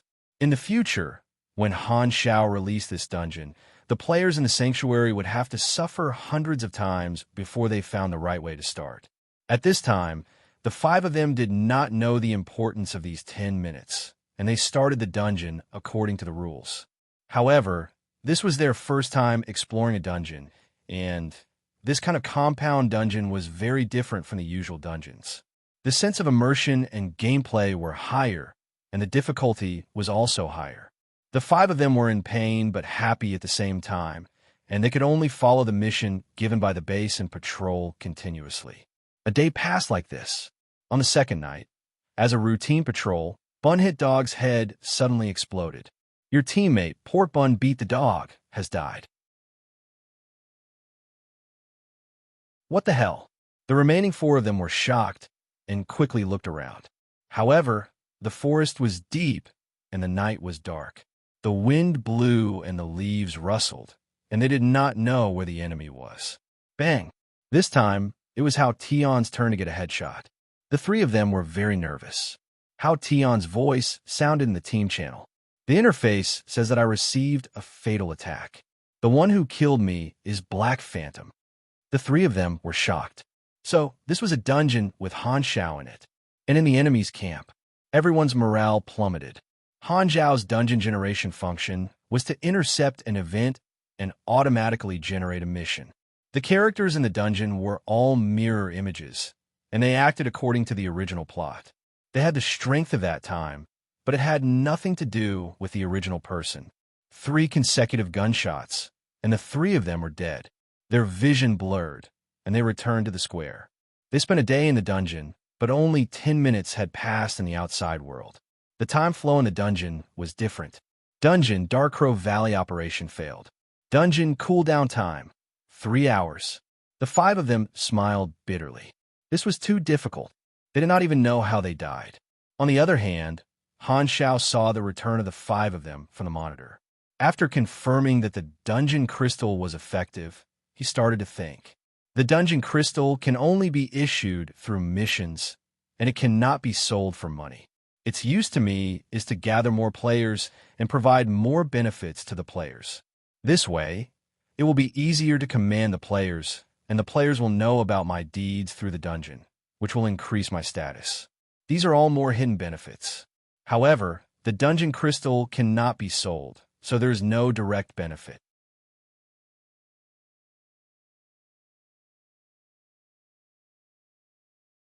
Chapter 283. 1. The next day, Han Xiao officially released the dungeon missions on a large scale. The players in the sanctuary were pleasantly surprised. I didn't expect Black Phantom to have a dungeon mission. Why didn't it appear before? Oh right, the German organization's main storyline has just ended. Maybe it's to let us experience it again through the dungeon, and Han Xiao is the one who releases the fixed dungeon. If that's the case, it's not bad. The players in the sanctuary did not participate in the war main storyline, so it was a pity. Now that Han Xiao released a dungeon related to the completed main storyline, it was undoubtedly a chance to make up for it. The players swarmed in, but Han Xiao did not give them away for free this time. He had set up such a quest. The reward was a dungeon crystal, and the requirement was something called contribution points. As long as one accepted the quest and bought items, learned skills, and bought chests from him, their purchases would increase their contribution points, and they would be able to complete the quest. Since he couldn't sell dungeon crystals and couldn't generate any direct profits, he could use a more flexible method. After all, he could set the quest requirements at will and treat the dungeon crystals as additional rewards. This would stimulate more players to spend money here and increase his sales. Players who originally wanted to spend money were even more willing to spend when they saw that they could complete the instance dungeon quests. Players who wanted to complete the instance dungeon quests came to spend money and found that the items he sold were both good and cheap. Then, they fell into the trap, forming a cycle. This was a promotional method. The effect was obvious. Han Xiao's first attempt increased his sales by 30%. The results were gratifying. The most direct effect was that the area around Han Xiao became even more crowded than the subway.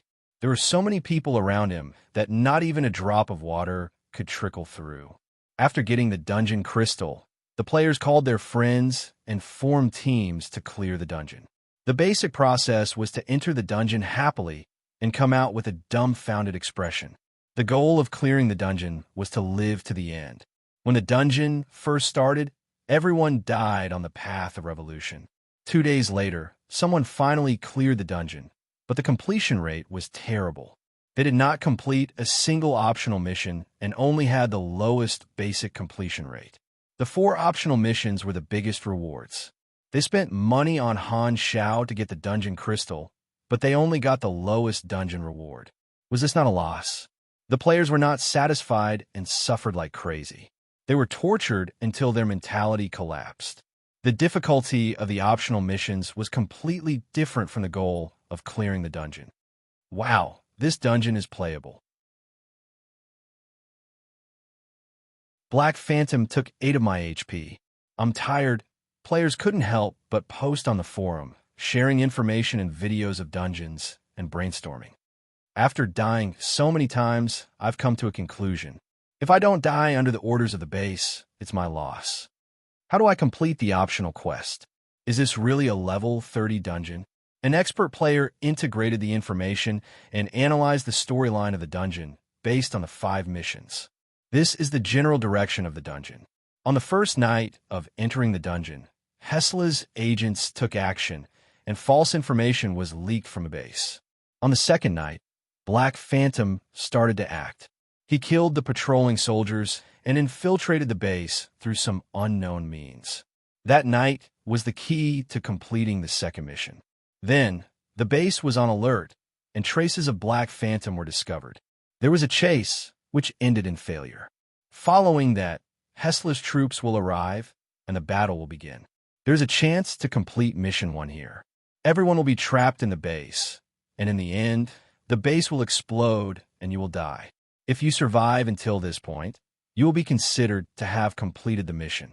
A table and video were listed here, showing the things to pay attention to at every step of the dungeon storyline. Then, the topic changed. Obviously, in this path, there is no chance to complete the last 2 optional quests. I dare to guess that there are actually 2 paths in this dungeon. One is the open path, which is the storyline that we have experienced, and the other is the hidden path, which is related to the last 2 optional quests. So far, no one has triggered them. In order to defeat the enemy's troops, I think we have to start with intelligence. After some investigation, I found a new opportunity. There is a 10-minute preparation time at the start of the dungeon, which is actually the time before Hesla's agents take action. If we stop them from obtaining intelligence, we may be able to change the direction of the dungeon storyline. However, this is a fierce battle, and no one has succeeded. Finally, a reminder to all players, do not have any contact with Black Phantom. Once you encounter him, you will die. Players were very passionate about the dungeon, and there were all kinds of analysis posts on the forum. Han Xiao didn't know the exact situation of the dungeon because although he had selected the clip, the mission was automatically generated. However, he saw the videos shared by players on the forum and knew what the players had experienced. The players are actually from the Dark Crow Valley base camp. Is it because they're in the same camp as me? So this dungeon is not difficult at all? Han Xiao was helpless. Suddenly, he had a flash of inspiration. But this is also good. The higher the difficulty of the dungeon, the higher the reward, the longer the player's passion. I am the person involved, and no one knows the key points of this storyline better than I do. I can make some targeted machines and sell them to the players to help them complete the mission. The more benefits the players received from the dungeon, the more help it would be to him. His original intention was not to let the dungeon be difficult for all the players, and he could make a lot of money by selling targeted machines to help the players. This was a business opportunity. Han Xiao was a man of action. The next day, he mass-produced targeted machines, special helmets that could protect against long-range sniping, and special auxiliary devices that could help the players move quickly in the jungle.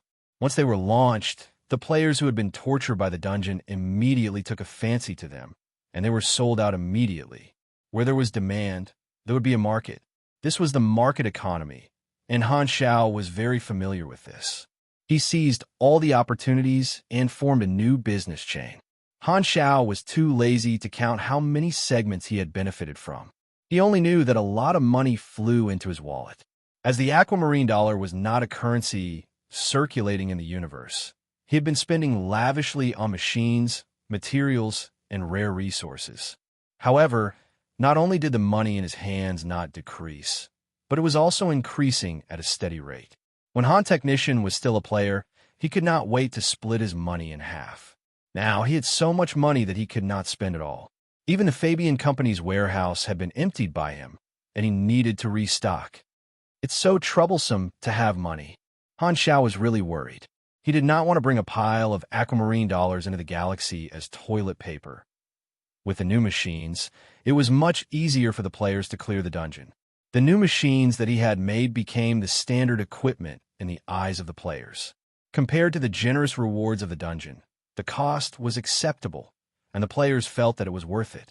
At least one person in a 5-person team would have the equipment, and it was basically a necessity. As the money accumulated, Han Xiao earned an additional bucket of gold. The difficulty level of the dungeon had evolved from NetEase to 10 cent. Although 10 cent was often criticized, it was still very conscientious compared to NetEase. 10 cent. Play your D***MN** D if you don't have money. NetEase. Play your D***MN** D. That was the difference between the two. The long-term benefits of being the publisher of the dungeon are very significant. As long as I am in a place, there is no need to worry about attracting players. This is the main storyline of version 1.0. I can create dungeons that are below level 60 for a long time. I will only create dungeons in the Dark Crow Valley for the time being. When the players slowly level up, I will release new dungeons. This way, I can always satisfy the needs of the players and carry out sustainable development. Hanshao calculated. Moreover, as more dungeons are released, the players will personally experience my experience. It will be very helpful for me to consolidate and deepen my impression of myself. I have to let the players know that other than being handsome, I have countless good points. Hanshao valued the players. After all, if he wanted to grow quickly, he could not avoid interacting with the players. Furthermore, the players were a group of lawless people, so he did not want to stand on the opposite side of the players. Although he was ahead of the players by a lot, once the players grew up, they could still cause some trouble. This was something that he had to admit. Han Technician was not arrogant.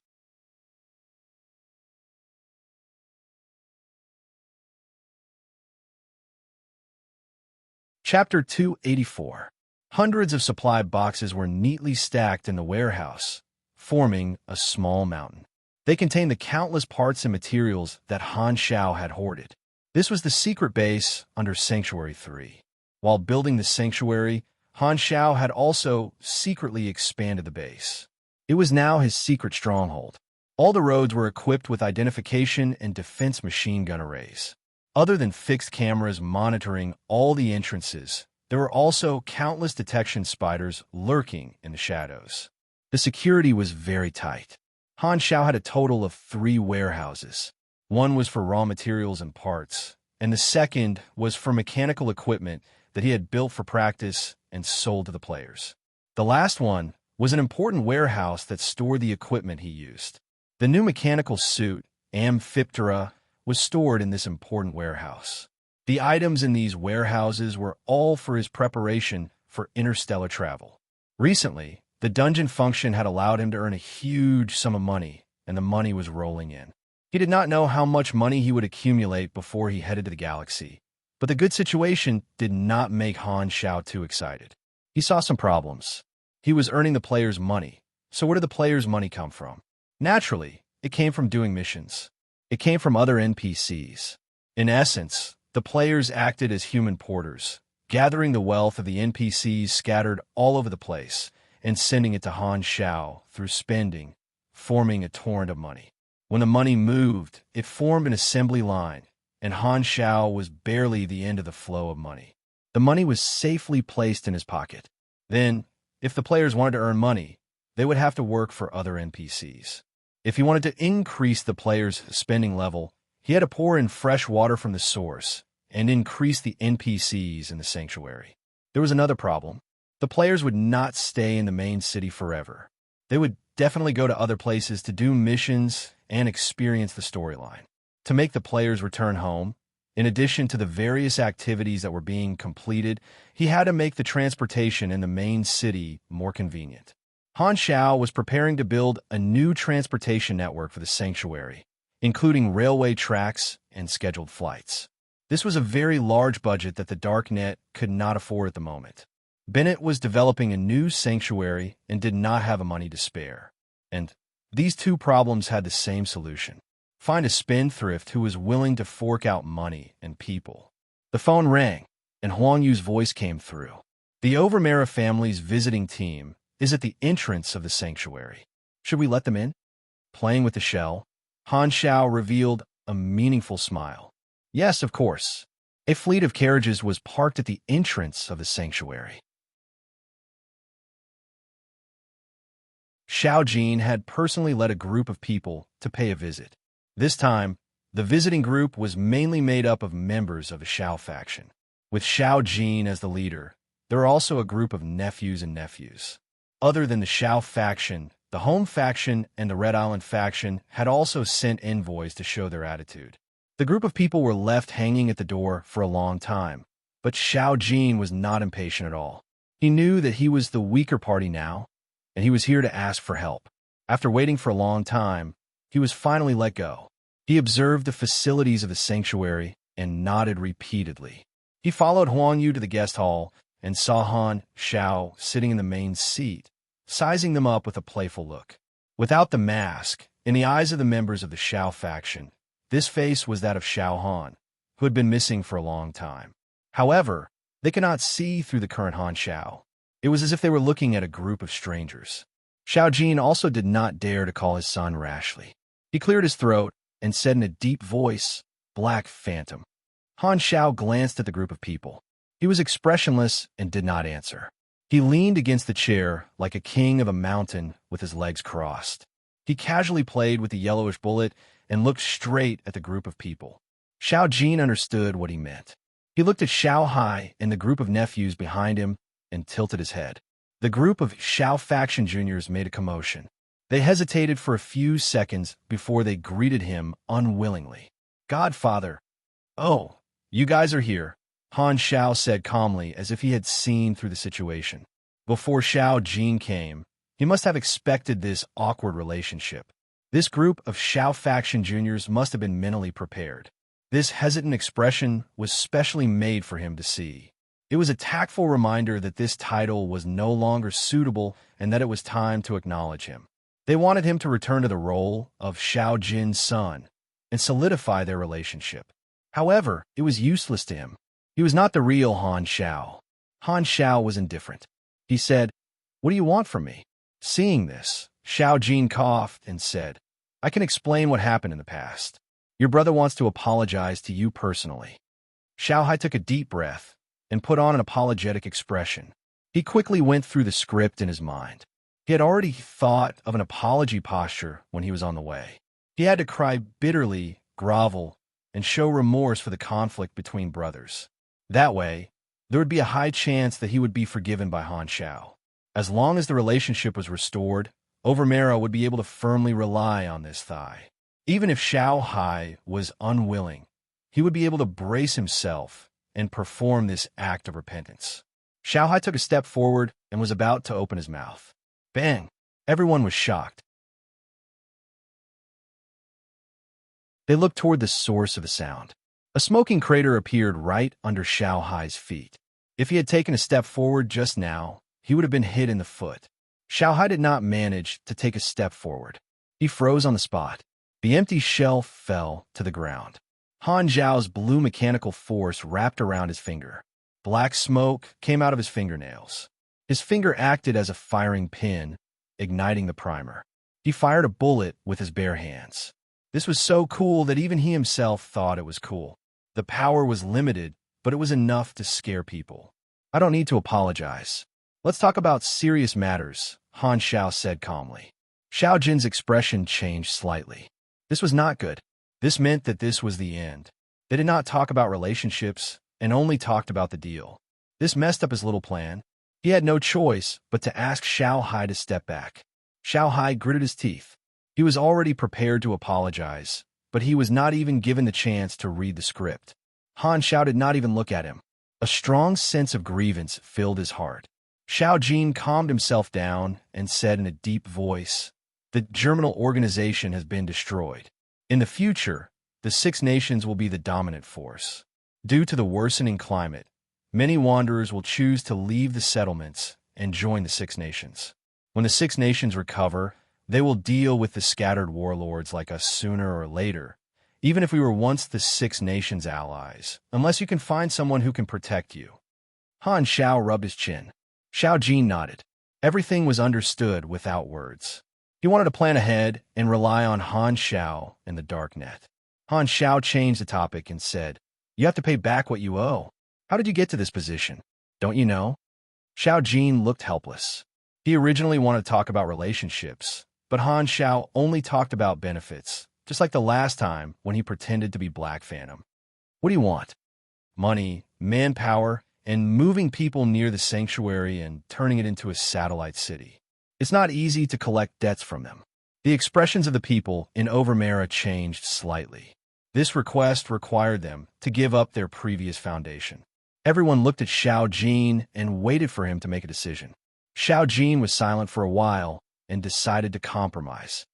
Okay, he had his eyes on the future. War brought chaos, but also brought order. There would be fewer and fewer wanderers. Once the Six Nations were free, the warlord settlement model would be forcefully broken. Instead of waiting for the hounds to be cooked, it was better to find a way out early and change the family's business model. The Darknet Sanctuary was also considered a settlement, but unlike the warlords, the Six Nations allowed the existence of a sanctuary. Xiao Jin thought about it and felt that this was an opportunity. He had to give up something to gain something, so he agreed.